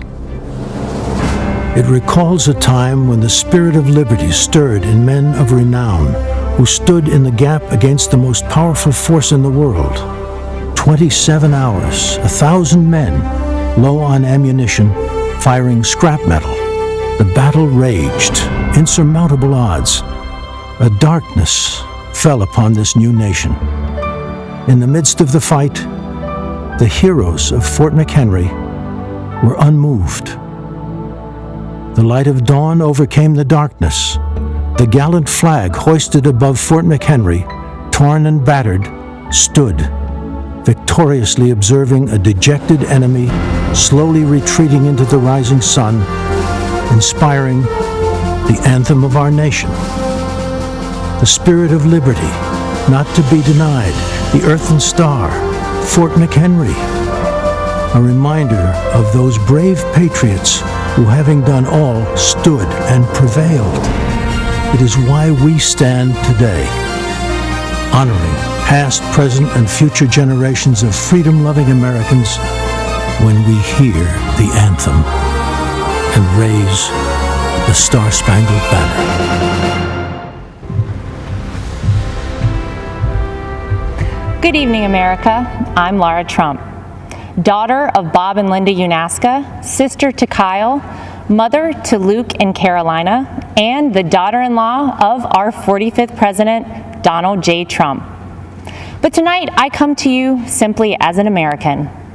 My life began like many in our country. I grew up in Wrightsville Beach, North Carolina. My parents were small business owners and worked hard to make sure that my brother and I had everything we needed, but not everything we wanted. My parents raised me to believe that in America, I could achieve anything with hard work and determination, that the opportunities available to me were limited only by the size of my ambition, that I should dream big, and I did. Those very dreams are what led me to New York City. I'd heard the adage, if I can make it there, I can make it anywhere, and I intended to do just that. Never in a million years did I think that I would be on this stage tonight, and I certainly never thought that I'd end up with the last name Trump. My 7th grade English teacher, Mrs. B, used to tell us, believe none of what you hear, half of what you read, and only what you're there to witness firsthand. The meaning of those words never fully weighed on me until I met my husband and the Trump family. Any preconceived notion I had of this family disappeared immediately. They were warm and caring, they were hard workers, and they were down to earth. They reminded me of my own family. They made me feel like I was home. Walking the halls of the Trump Organization, I saw the same family environment. I also saw the countless women executives who thrived there year after year. Gender didn't matter. What mattered was the ability to get the job done. I learned this directly when, in 2016, my father-in-law asked me to help him win my cherished home state and my daughter's namesake, North Carolina. Though I had no political experience, he believed in me. He knew I was capable, even if I didn't. So it didn't surprise me when President Donald Trump appointed so many women to senior-level positions in his administration. Secretary of the United Nations, Secretary of the Air Force, the first female CIA director, the first black female director of the Fish and Wildlife Service, and countless ambassadors, just to name a few. Under President Trump's leadership, women's unemployment hit the lowest level since World War II. 4.3 million new jobs have been created for women. In 2019 alone, women took over 70% of all new jobs. Female small business ownership remains at an all-time high, and 600,000 women have been lifted out of poverty, all since President Trump took office. He didn't do these things to gain a vote or check a box. He did them because they're the right things to do. 100 years ago today, the 19th Amendment was ratified, granting the right to vote to every American woman. And since that day, incredible strides have been made by women in America. From Amelia Earhart to Rosa Parks and Sally Ride, women shaped our history and are part of what has made our country the most exceptional nation in the world. I often think back to my 24-year-old self, driving alone in my car from North Carolina to New York City. And I think about what I'd tell myself now as we head towards the most critical election in modern history. This is not just a choice between Republican and Democrat, or left and right. This is an election that will decide if we keep America America, or if we head down an uncharted, frightening path towards socialism. Abraham Lincoln once famously said, "America will never be destroyed from the outside. If we falter and lose our freedoms, it will be because we destroyed ourselves." While those words were spoken over 150 years ago, never have they been more relevant. Will we choose the right path and maintain the unique freedoms and boundless opportunities that make this country the greatest in the history of the world? Will we remain the beacon of hope for those around the world fighting oppression, communism, and tyranny? The choice is ours. I know the promise of America because I've lived it, not just as a member of the Trump family, but as a woman who knows what it's like to work in blue-collar jobs, to serve customers for tips, and to aspire to rise. When I look at my son Luke and my daughter Carolina, I wonder, what sort of country will I be leaving for them, for our future generations? In recent months, we've seen weak, spineless politicians cede control of our great American cities to violent mobs. Defund the police is the rallying cry for the new radical Democrat Party. Joe Biden will not do what it takes to maintain order, to keep our children safe in our neighborhoods and in their schools, to restore our American way of life. We cannot dare to dream our biggest dreams for ourselves or for our children while consumed by worry about the safety of our families. President Trump is the law and order president, from our borders to our backyards. President Trump will keep America safe. President Trump will keep America prosperous. President Trump will keep America America. If you're watching tonight and wrestling with your vote on November 3rd, I implore you, tune out the distorted news and biased commentary and hear it straight from someone who knows. I wasn't born a Trump. I'm from the South. I was raised a Carolina girl. I went to public schools and worked my way through a state university. Mrs. B from my 7th grade English class was right. What I learned about our president is different than what you might have heard. I learned that he's a good man, that he loves his family, that he didn't need this job, that no one on earth works harder for the American people, that he's willing to fight for his beliefs and for the people and the country that he loves. He is a person of conviction. He is a fighter and will never stop fighting for America. He will uphold our values. He will preserve our families. And He will build upon the great American edict that our union will never be perfect until opportunity is equal for all, including and especially for women. Our 40th President, Ronald Reagan, said it best: "The dreams of people may differ, but everybody wants their dreams to come true. And America, above all places, gives us the freedom to do that." It's up to us to keep this country a place where no dream is out of reach for our children and generations beyond. To my father-in-law, thank you for believing in me. Thank you for bravely leading this country, and thank you for continuing to fight every day for America. May God bless and protect the Gulf states in the path of the hurricane. May God bless our troops, and may God continue to bless this incredible country.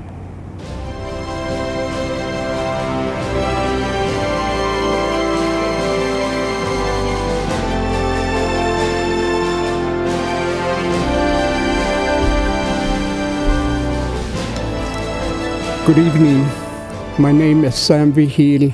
There is a hole in my heart since my beloved Jackie was taken from me. This is her story. There were two things that Jackie loved to do every day. One was to go to the gym and tweet out Bible verses and prayers to her friends. On November 19th, the tweets stopped. That day started out like any other day. She left for the gym early in the morning. I heard the garage door open. Seconds later, I heard the car horn. I went outside to see if she had forgotten something. What I saw was a Jeep blocking her car in the driveway. I noticed the bullet hole in Jackie's window. I saw someone jumping into the Jeep and speeding away. Jackie had just been shot and killed in cold blood. We think this was a carjacking gone wrong, very wrong. Every time I open the garage door or stand in the driveway, I hear that horn. I see her slumped in the seat. When I go to bed at night, that sound and image haunt me. That's my life sentence. It's a sentence being served by too many families left behind by senseless killings. Albuquerque, where I live, is one of the most violent cities in the country. Fewer than 50% of homicides are solved. It is a sad irony that Jackie immigrated to the U.S. for a better life than her native Colombia, only to be gunned down in her own driveway. For 8 months, there were no arrests, no leads in connection with Jackie's murder. The Albuquerque police were overwhelmed. They needed help. Help arrived when President Trump launched Operation Legend in July of this year. Almost immediately, the FBI took over Jackie's case.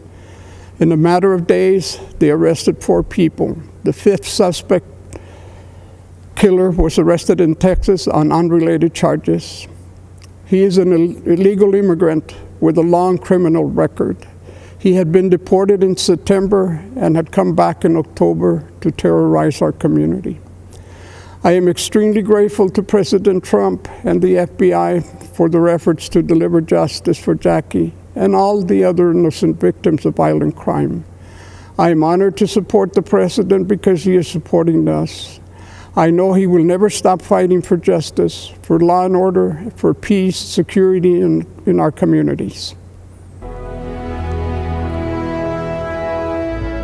Greetings, my fellow Americans.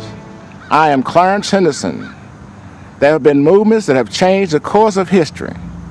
Among the most extraordinary was the Civil Rights Movement. 60 years ago, segregation was legal and enforced. The simple act of sitting at a lunch counter could lead to physical harm, jail time, or worse. I know from personal experience. Walking into Woolworth's department store on February 2nd, 1960, I knew it was unlike any day I'd experienced before. My friends had been denied service the day before because of the color of their skin. We knew it wasn't right. But when we went back the next day, I didn't know whether I was going to come out in a vertical or prone position, in handcuffs or on a stretcher, or even in a body bag. By sitting down to order a cup of coffee, we challenged injustice. We knew it was necessary, but we didn't know what would happen. We faced down the KKK. We were cursed at and called all kinds of names. They threatened to kill us, and some of us were arrested, but it was worth it. Our actions inspired similar protests throughout the South against racial injustice. And in the end, segregation was abolished, and our country moved a step closer to true equality for all. That's what actual peaceful protest can accomplish. America isn't perfect. We're always improving. But the great thing about this country is that it's not where you come from, it's where you're going. I was born on what some would call the wrong side of the tracks. I don't even have a birth certificate. I never attended an integrated school, and am the only one out of my immediate family who graduated from college, an HBCU. I'm a military veteran and a civil rights activist. And you know what else? I'm a Republican, and I support Donald Trump. If that sounds strange, you don't know your history. It was the Republican Party that passed the 13th Amendment, abolishing slavery. It was a Republican Party that passed the 14th Amendment, giving black men citizenship. It was the Republican Party that passed the 15th Amendment, giving black men the right to vote. Freedom of thought is a powerful thing. There are Americans, voters all over the country, who media is trying to convince to conform to the same old Democratic talking points. You know what that'll get you? The same old results. Joe Biden had the audacity to say, if you don't vote for him, you ain't black. Well, to that I say, if you do vote for Biden, you don't know history. Donald Trump is not a politician. He's a leader. Politicians are a dime a dozen. Leaders are priceless. The record funding Trump gave HBCUs is priceless too.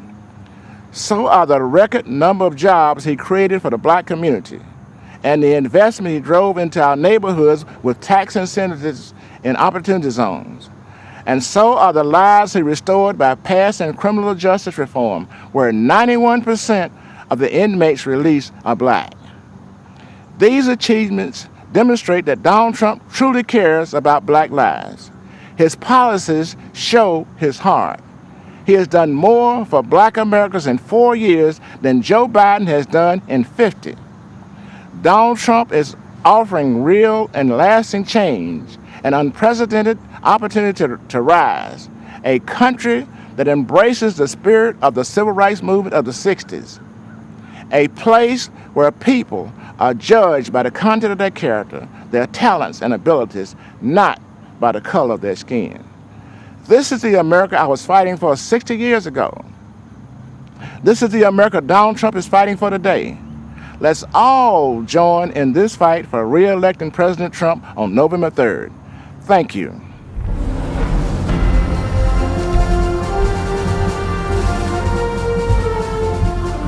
During the presidential primary debates 4 years ago, one outsider stood alone and said in public what most Americans thought in private.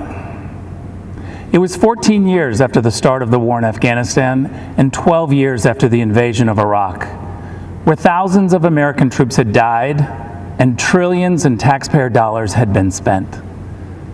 And yet no candidate could bring themselves to admit that something had gone badly wrong with American foreign policy.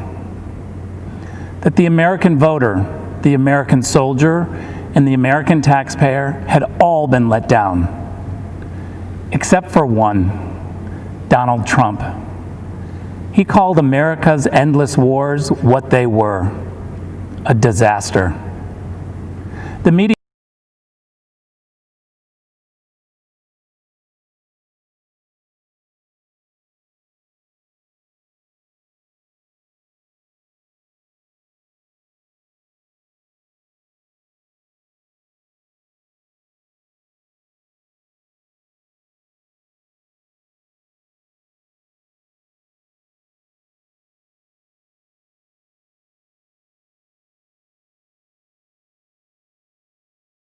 was shocked because Donald Trump was running as a Republican.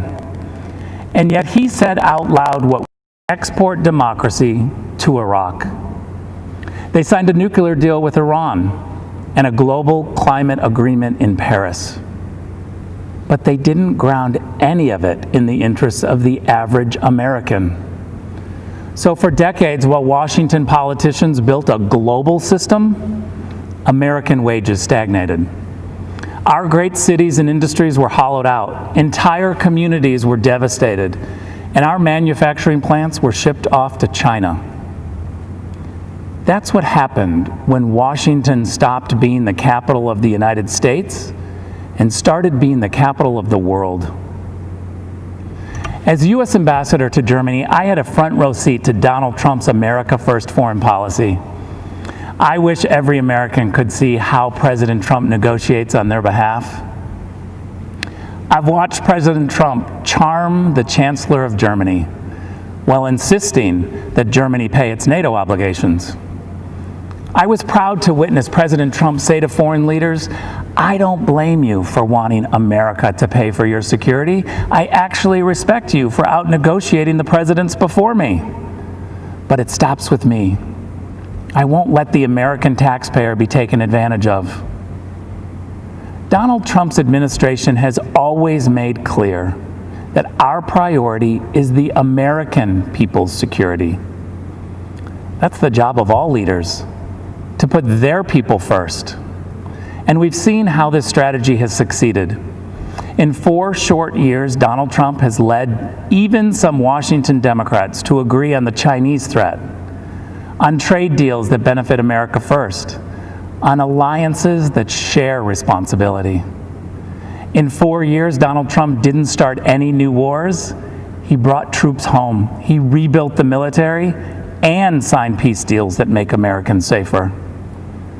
The Washington elites want you to think this kind of foreign policy is immoral, and so they call it nationalist. That tells you all you need to know. The DC crowd thinks when they call Donald Trump a nationalist, they're insulting him, as if the American president isn't supposed to base foreign policy on America's national interests. A return to the Biden way of thinking means America gives the radical terrorist regime in Tehran a plane load of cash in the middle of the night. Well, you see, President Trump also sent an aircraft in the middle of the night to deal with Iran. But that plane was on a different mission. An airstrike to take out the head of Iran's terror machine who plotted the deaths of Americans. But we also must be clear that when those who seek freedom take tremendous personal risk in places like Hong Kong, Tehran, or Minsk, there is no doubt who President Trump's administration supports. We will always stand with the people who fight for their God-given freedoms. Don't be fooled. The Washington establishment is trying to sell you on their candidate. Joe Biden was first elected to the Senate in 1972, 48 years ago. Well, it's actually the typical Washington story. Just this year, 22 Democrats ran for president. They rejected all of the outsiders and nominated the ultimate Washington insider, someone they had to pull out of retirement. Every time Joe Biden offers a new idea, you should ask yourself, why didn't he try that over the last 48 years? Today, the Democrats blame a global pandemic that started in China on President Trump, and they still blame Russia for Hillary Clinton's loss in 2016. As acting director of national intelligence, I saw the Democrats' entire case for Russian collusion, and what I saw made me sick to my stomach. The Obama-Biden administration secretly launched a surveillance operation on the Trump campaign and silenced the many brave intelligence officials who spoke up against it. They presented bogus information as facts. They lied to judges. Then they classified anything that undermined their case. And after Donald Trump won the election, when they should have continued the American tradition of helping the president-elect transition into the White House, they tried instead to undercut him even more. Former Vice President Joe Biden asked intelligence officials to uncover the hidden information on President Trump's incoming national security advisor 3 weeks before the inauguration. That's the Democrats. Between surveillance, classifications, leaks, and puppet candidates, they never want the American people to know who's actually calling the shots. But with Donald Trump, you always know exactly who is in charge. Because the answer is you. You're in charge. Not lobbyists, not special interests, not warmongers or China sympathizers or globalization fanatics. With Donald Trump and Mike Pence in the White House, the boss is the American people. President Trump rightly calls his foreign policy America First. America First does not advance the interests of one group of Americans at the expense of another. It has no bias about red or blue, educated or not educated, urban or rural. America First is simply the belief that politicians should focus on the equality and dignity of every American, and that this duty is fulfilled by promoting the safety and wealth of the American people above all else. That's America First. That's the Trump doctrine. And that, my friends, is 4 more years.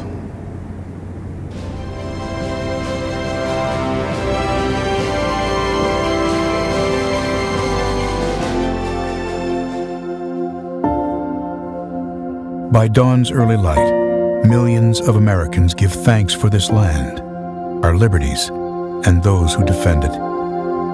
That same pride inspired the words of our national anthem, penned here as the smoke of battle lifted over 2 centuries ago.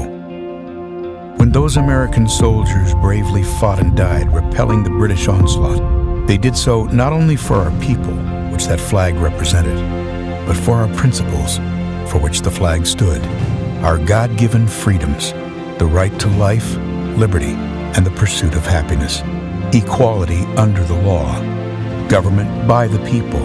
These are the threads that bind us together as Americans, for we are not a nation born of blood, but of belief. And even though that old flag has sometimes been battered and beaten, faded and forgotten, fired upon and set ablaze, there are heroes throughout our history who have picked up those tattered strands, mended them, and raised our flag anew. Just as the soldiers at Fort McHenry fought in defense of the beliefs that bind us today, there are new leaders who have devoted their life to do the same.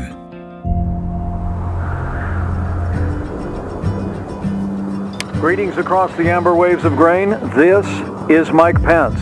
Across Indiana highways and homes, his voice warmly welcomed Hoosiers each morning. Mike Pence filled the radio waves with conservative commentary, guarding our American ideals. But much like the man who inspired him, Mike didn't grow up a Republican. As President Reagan said, freedom is never more than 1 generation away from extinction. His grandfather was a hard-working Irish immigrant who drove a bus to provide for his family. His father served our nation bravely in the Korean War and earned a Bronze Star.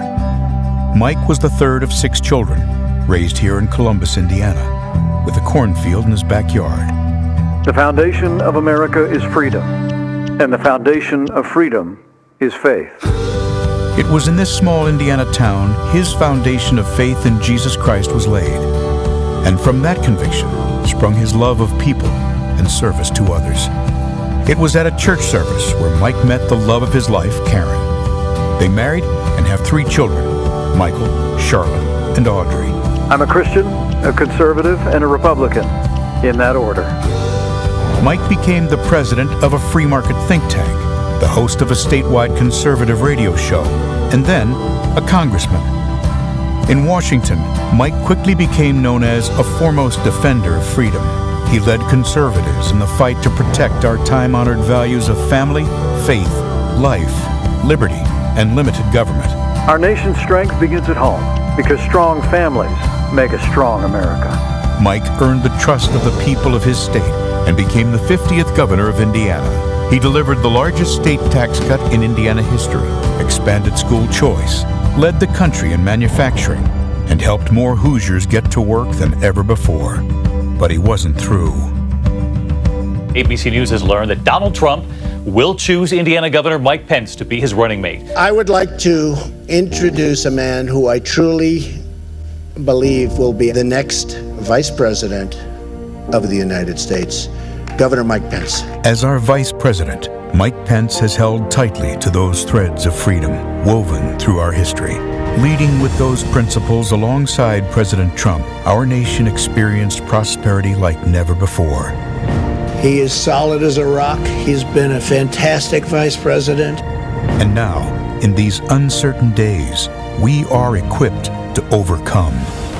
In times of trouble, some call to retreat from those ideals. But Americans throughout history have lifted them in triumph, hope, and resilience. Mike Pence knows those stars and stripes do not merely represent who we are, but more importantly, what we can be. As the sun rises again on America, we lift our eyes to those lofty truths, to guide our country and every one of us to greater heights. In this land of the free and home of the brave. Vice President Mike Pence.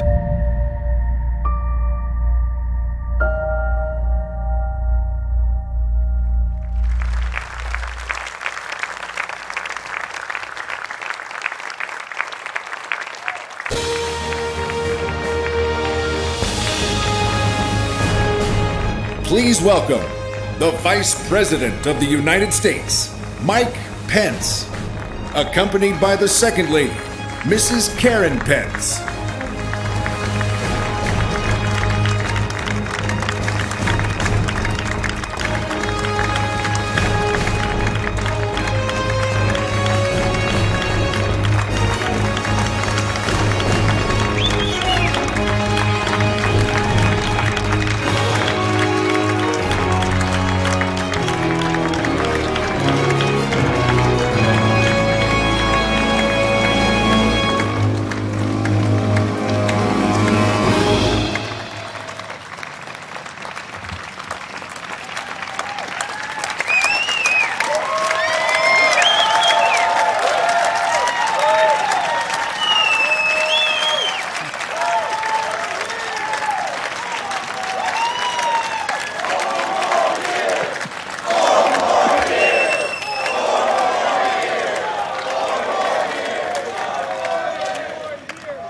Good evening, America. It's an honor to speak to you tonight from the hallowed grounds of Fort McHenry, the site of the very battle that inspired the words of our national anthem. Those words have inspired this land of heroes in every generation since. It was on this site 206 years ago when our young republic heroically withstood a ferocious naval bombardment from the most powerful empire on earth. They came to crush our revolution, to divide our nation, and to end the American experiment. The heroes who held this fort took their stand for life, liberty, freedom, and the American flag. And those ideals have defined our nation. But they were hardly ever mentioned at last week's Democratic National Convention. Instead, Democrats spent 4 days attacking America. Joe Biden said that we were living through a season of darkness. But as President Trump said, where Joe Biden sees American darkness, we see American greatness.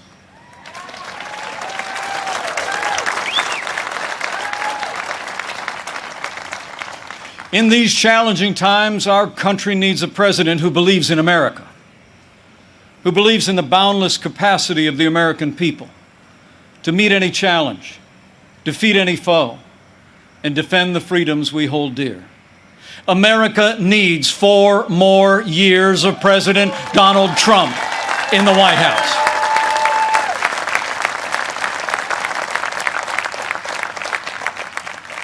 Before I go further, allow me to say a word to the families and communities in the path of Hurricane Laura. Our prayers are with you tonight, and our administration is working closely with authorities in the states that will be impacted. FEMA has mobilized resources and supplies for those in harm's way. This is a serious storm, and we urge all those in the affected areas to heed state and local authorities. Stay safe, and know that we'll be with you every step of the way to support, rescue, respond, and recover in the days and weeks ahead. That's what Americans do.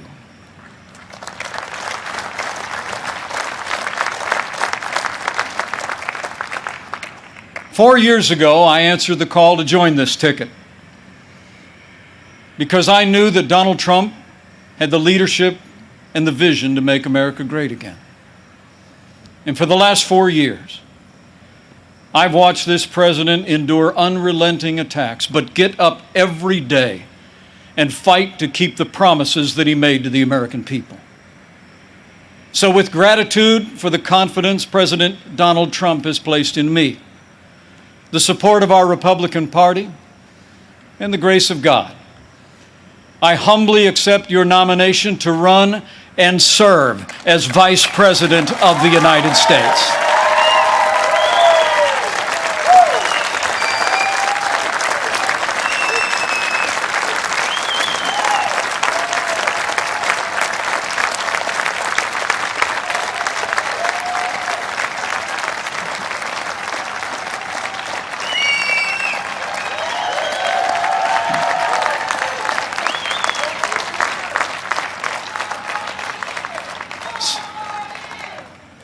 Serving the American people in this office has been a journey I never expected.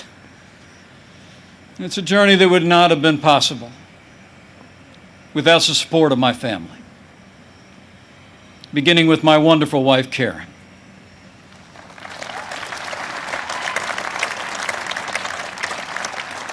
She's a lifelong school teacher, an incredible mother to our 3 children.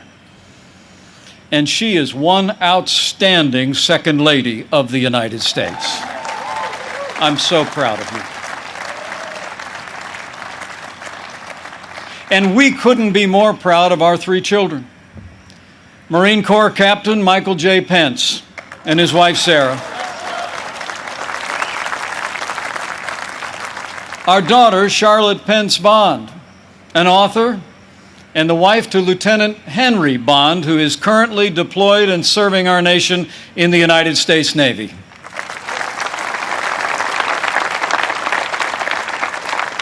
And our youngest, a recent law school grad, our daughter Audrey, and her fiancé, who, like so many other Americans, had to delay their wedding this summer. But we can't wait for Dan to be a part of our family.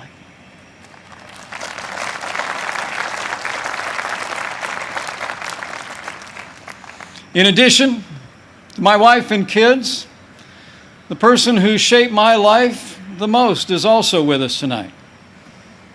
My mom, Nancy.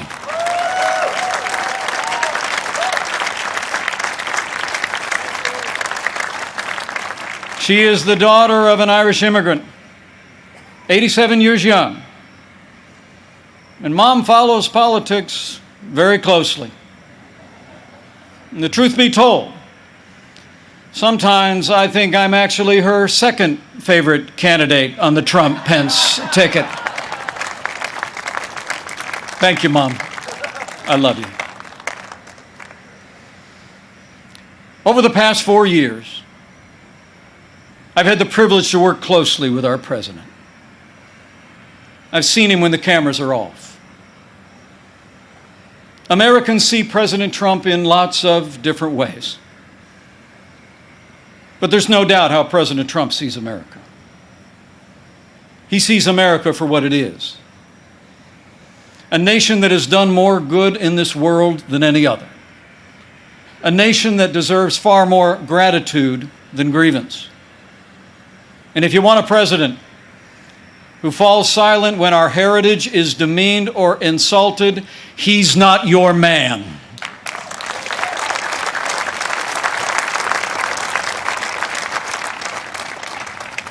Now, we came by very different routes to this partnership. And some people think we're a little bit different. But you know, I've learned a few things watching him. Watching him deal with all that we've been through over the past 4 years.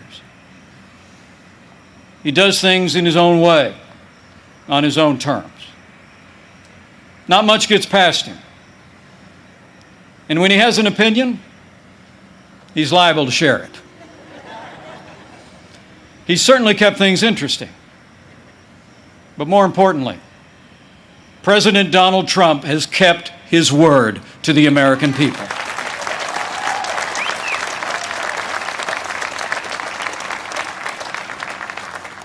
In a city known for talkers, President Trump is a doer.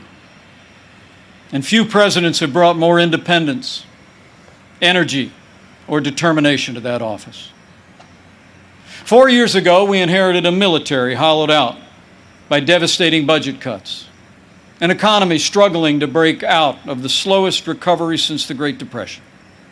ISIS controlled a land mass twice the size of Pennsylvania, and we witnessed a steady assault on our most cherished values, freedom of religion and the right to life. That's when President Donald Trump stepped in. And from day one, he kept his word. We rebuilt our military. This president signed the largest increase in our national defense since the days of Ronald Reagan and created the first new branch of our armed forces in 70 years, the United States Space Force.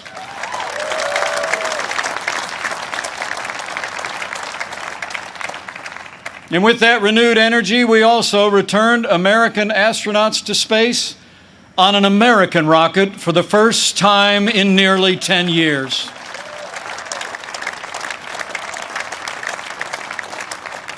And after years of scandal that robbed our veterans of the care that you earned in the uniform of the United States, President Trump kept his word again. We reformed the VA. And Veterans Choice is now available for every veteran in America.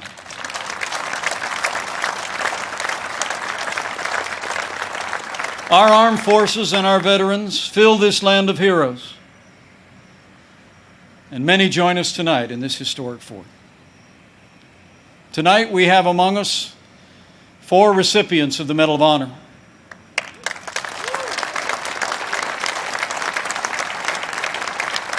Six recipients of the Purple Heart.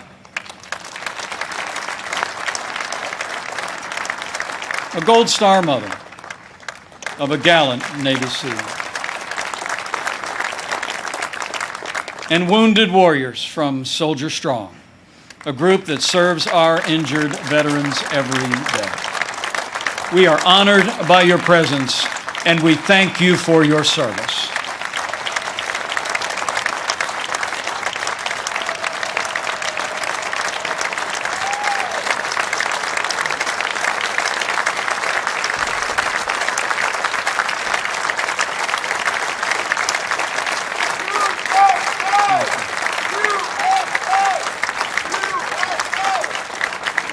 With heroes just like these, we defend this nation every day. And under this Commander-in-Chief, we've taken the fight to radical Islamic terrorists on our terms, on their soil. Last year, American armed forces took the last inch of ISIS territory, crushed their caliphate, and took down their leader without one American casualty.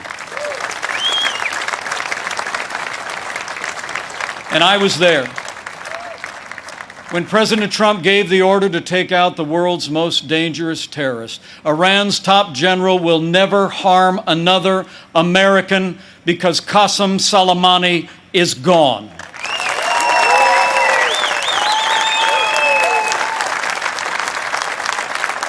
My fellow Americans, you deserve to know Joe Biden criticized President Trump following those decisions. Decisions to rid the world of two terrorist leaders. But it's not surprising, because history records that Joe Biden even opposed the operation that took down Osama bin Laden. It's no wonder that the Secretary of Defense under the Obama-Biden administration once said that Joe Biden has been, and I quote, wrong on nearly every major foreign policy and national security issue over the past 4 decades. So we've stood up to our enemies, and we've stood with our allies. Like when President Trump kept his word and moved the American embassy to Jerusalem.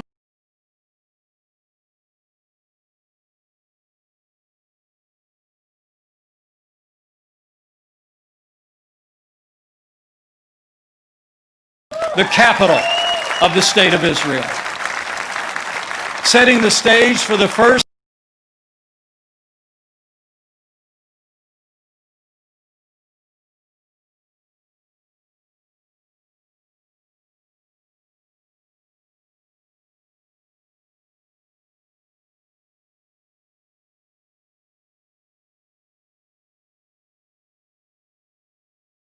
conservative judges to our federal courts.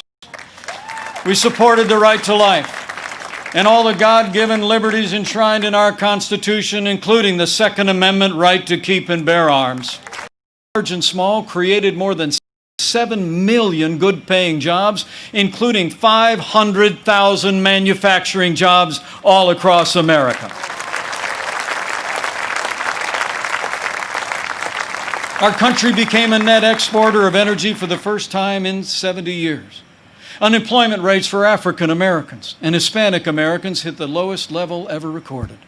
And on this 100th anniversary of the woman's right to vote, I'm proud to report that under President Donald Trump, we achieved the lowest unemployment rate for women in 65 years. And more Americans working than ever before. In our first 3 years, we built the greatest economy in the world. We made America great again.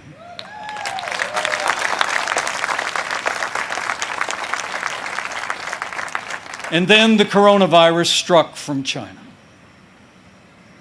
Before the first case of the coronavirus spread within the United States, the President took unprecedented action and suspended all travel from China, the second largest economy in the world. Now, that action saved untold American lives. And I can tell you firsthand, it bought us invaluable time to launch the greatest national mobilization since World War II. President Trump marshaled the full resources of our federal government from the outset. He directed us to forge a seamless partnership with governors across America in both political parties. We partnered with private industry to reinvent testing and produce supplies that were distributed to hospitals around the land.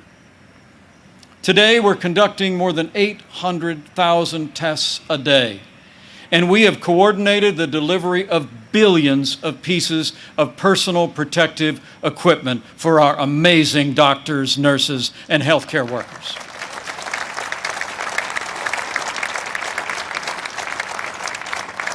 We saw to the manufacture of 100,000 ventilators in 100 days.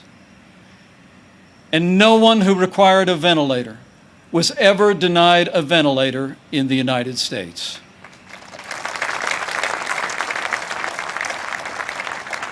We built hospitals, surged military medical personnel, and enacted an economic rescue package that saved 50 million American jobs. As we speak, we're developing a growing number of treatments known as therapeutics, including convalescent plasma, that are saving lives all across America. Now, last week, Joe Biden said that no miracle is coming. Well, what Joe doesn't seem to understand is that America is a nation of miracles. And I'm proud to report that we're on track to have the world's first safe, effective coronavirus vaccine by the end of this year.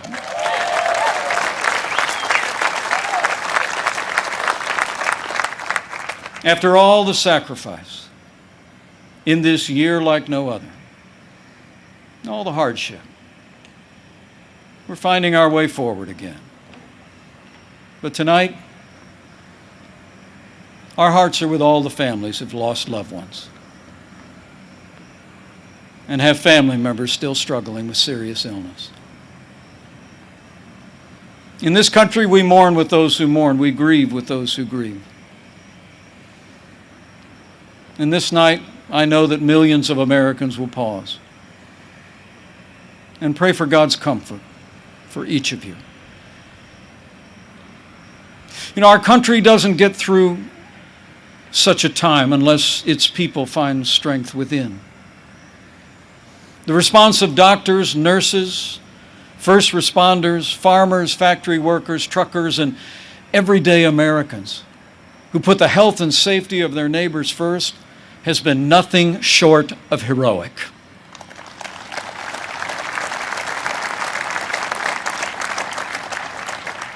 Veronica Sayez put on her scrubs every day. Day in and day out, went to work in one of New York City's busiest hospitals. She stayed on the job, put in the long hours until it was done, and then got back in her neighborhood and helped neighbors and friends struggling. Her brother William is a New York City firefighter. And they're both emblematic of heroes all across this country. They're with us tonight. And I say to them and to all of you, you have earned the admiration of the American people, and we will always be grateful for your service and care.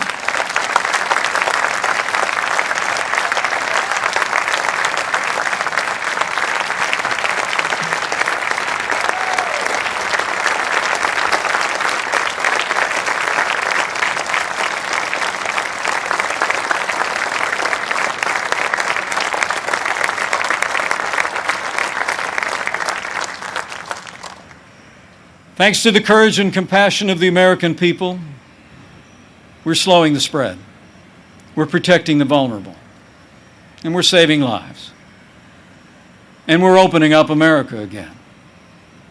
Because of the strong foundation that President Trump poured in our first 3 years, we've already gained back 9.3 million jobs in the last 3 months alone.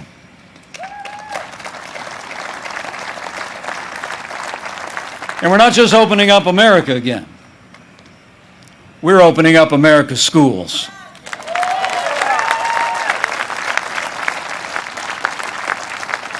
And I'm proud to report that my wife, Karen, that school teacher I've been married to, will be returning to her classroom next week. And so to all of our heroic teachers and faculty and staff, thank you for being there for our kids. We're going to stay with you every step of the way.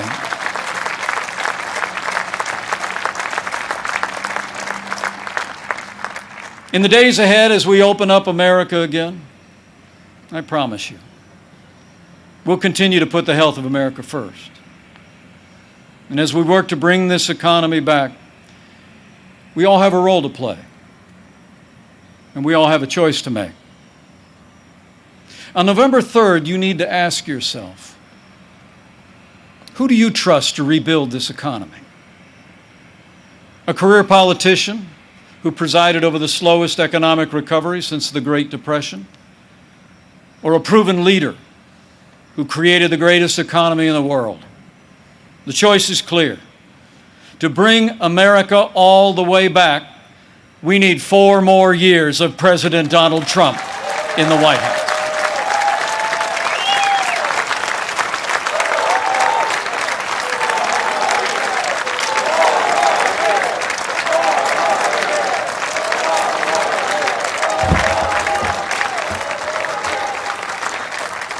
My fellow Americans, we're passing through a time of testing. But in the midst of this global pandemic, just as our nation had begun to recover, we've seen violence and chaos in the streets of our major cities. President Trump and I will always support the right of Americans to peaceful protest. But rioting and looting is not peaceful protest. Tearing down statues is not free speech. And those who do so will be prosecuted to the fullest extent of the law.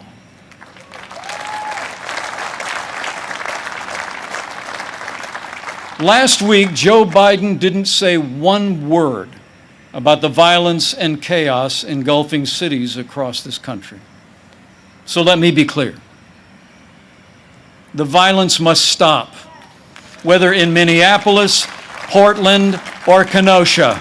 Too many heroes have died defending our freedom to see Americans strike each other down. We will have law and order on the streets of this country for every American of every race and creed and color.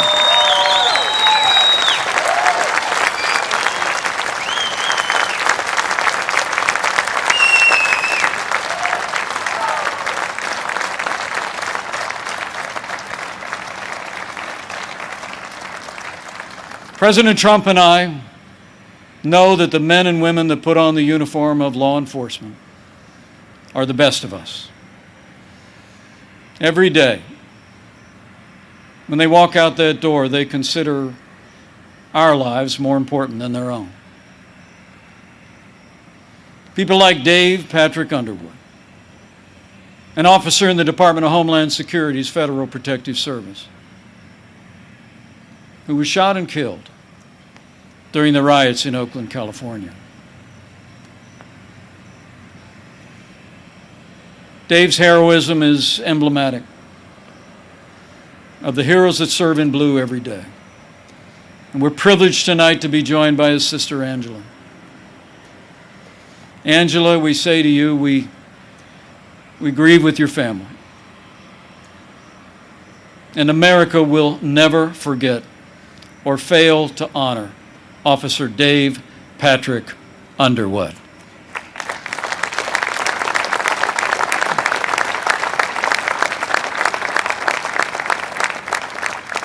The American people know we don't have to choose between supporting law enforcement and standing with our African American neighbors to improve the quality of their lives, education, jobs, and safety.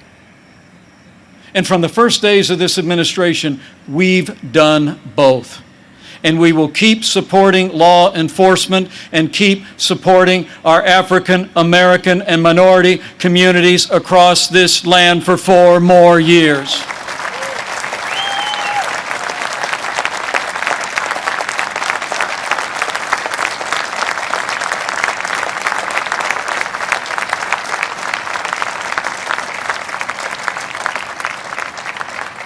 Now, Joe Biden says that America is systemically racist and that law enforcement in America has, and I quote, an implicit bias against minorities. When asked whether he'd support cutting funding to law enforcement, Joe Biden replied, yes, absolutely. Joe Biden would double down on the very policies that are leading to violence in America's cities. The hard truth is, you won't be safe in Joe Biden's America. And under President Trump, we will always stand with those who stand on the thin blue line, and we're not going to defund the police, not now, not ever.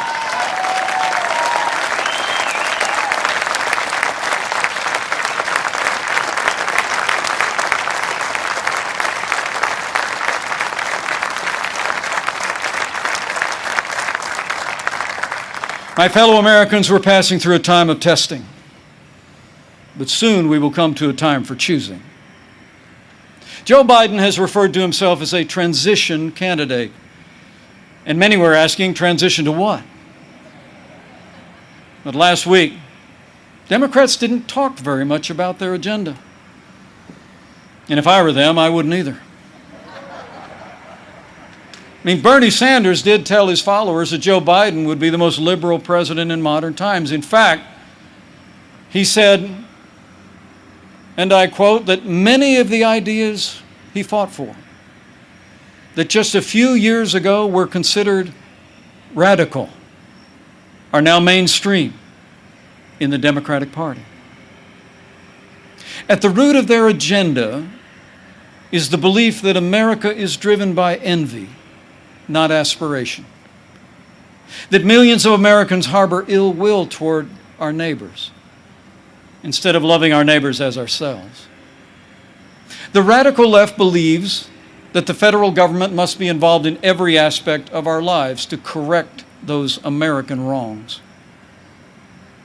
They believe the federal government needs to dictate how Americans live, how we should work, how we should raise our children, and in the process deprive our people of freedom, prosperity, and security. Their agenda is based on government control.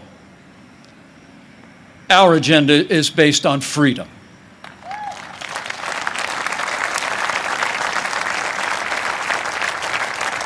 Where President Trump cut taxes, Joe Biden wants to raise taxes by nearly $4 trillion.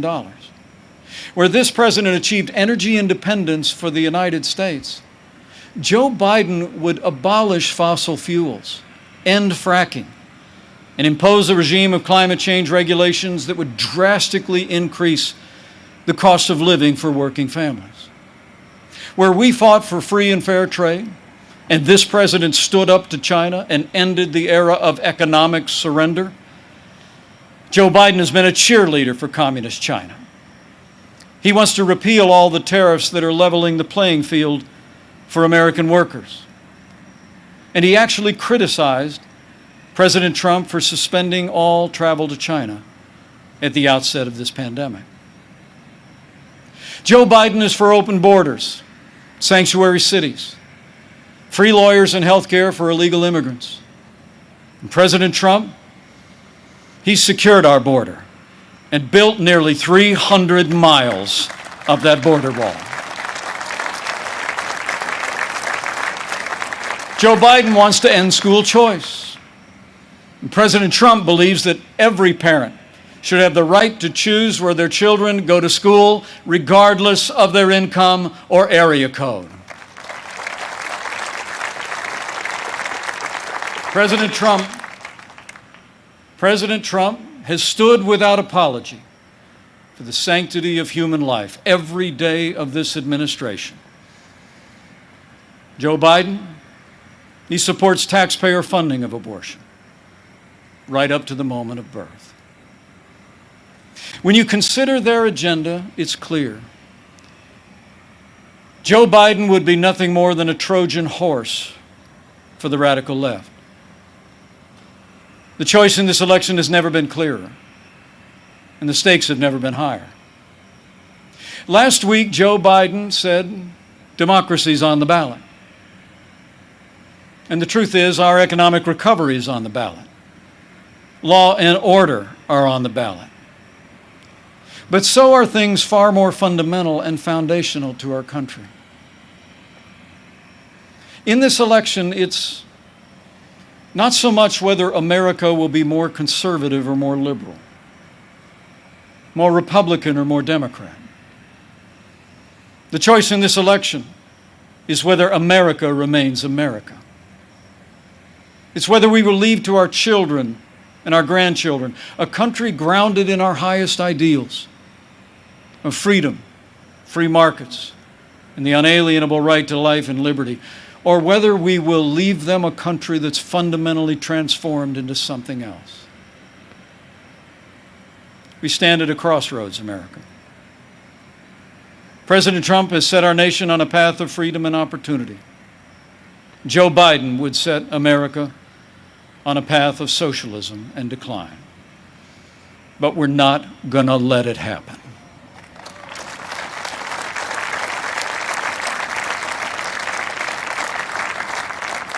President Donald Trump believes in America and in the goodness of the American people, the boundless potential of every American to live out their dreams in freedom. And every day, President Trump has been fighting to protect the promise of America.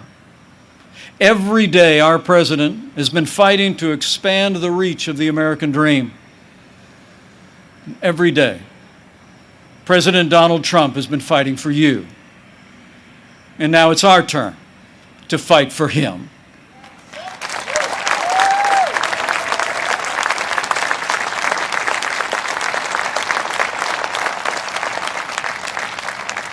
On this night in the company of heroes,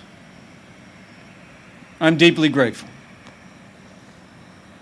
Deeply grateful for the privilege of serving as Vice President of this great nation and to have the opportunity to serve again.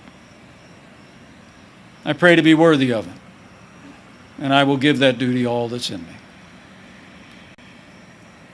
In the year 2020, the American people have had more than our share of challenges. But thankfully, we have a president with the toughness, energy, and resolve to see us through. Now, those traits actually run in our national character. As the invading force learned on approach to this fort in September of 1814, against fierce and sustained bombardment, our young country was defended by heroes, not so different from those who are with us tonight. The enemy was counting on them to quit, but they never did. Fort McHenry held, and when morning came, our flag was still here.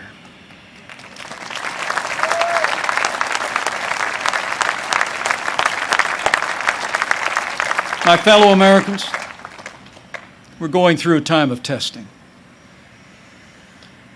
But if you look through the fog of these challenging times,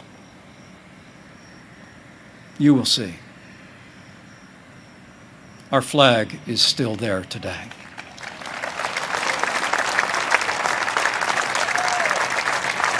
That Star-Spangled Banner still waves over the land of the free and the home of the brave.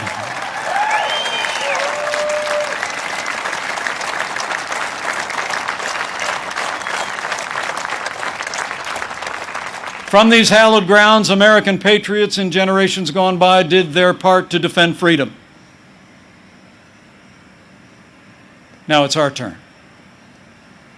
So let's run the race marked out for us. Let's fix our eyes on Old Glory and all she represents.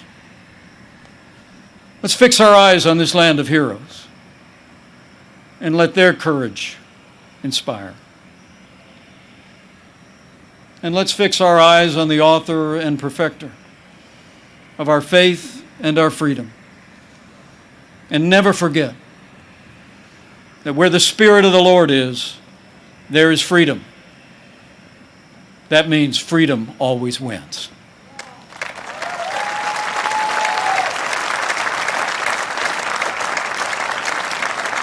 My fellow Americans, thank you for the honor of addressing you tonight and the opportunity to run and serve again as your Vice President. I leave here today inspired. And I leave here today more convinced than ever that we will do in our time as Americans have done throughout our long and storied past. We will defend our freedom and our way of life. We will re-elect our president and principled Republican leaders across the land. And with President Donald Trump in the White House for 4 more years, and with God's help, we will make America great again. Again. Thank you. God bless you. And God bless the United States of America.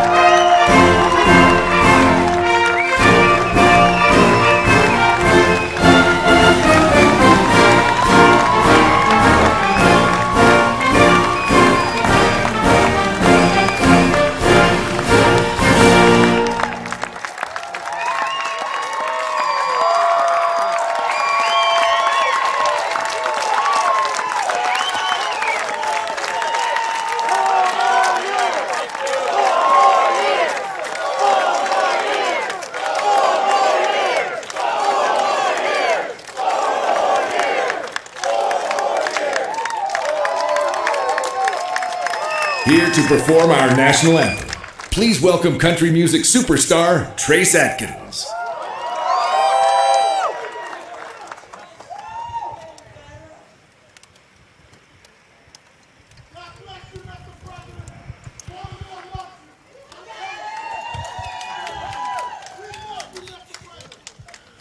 Oh, say, can you see by the dawn's early light what so proudly we hailed at the twilight's last gleaming,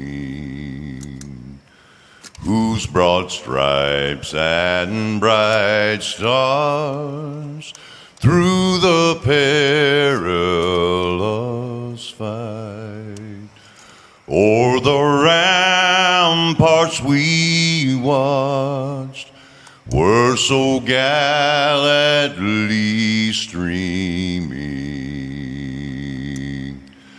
and the rocket's red glare, the bombs bursting in air, gave proof through the night that our flag was still there.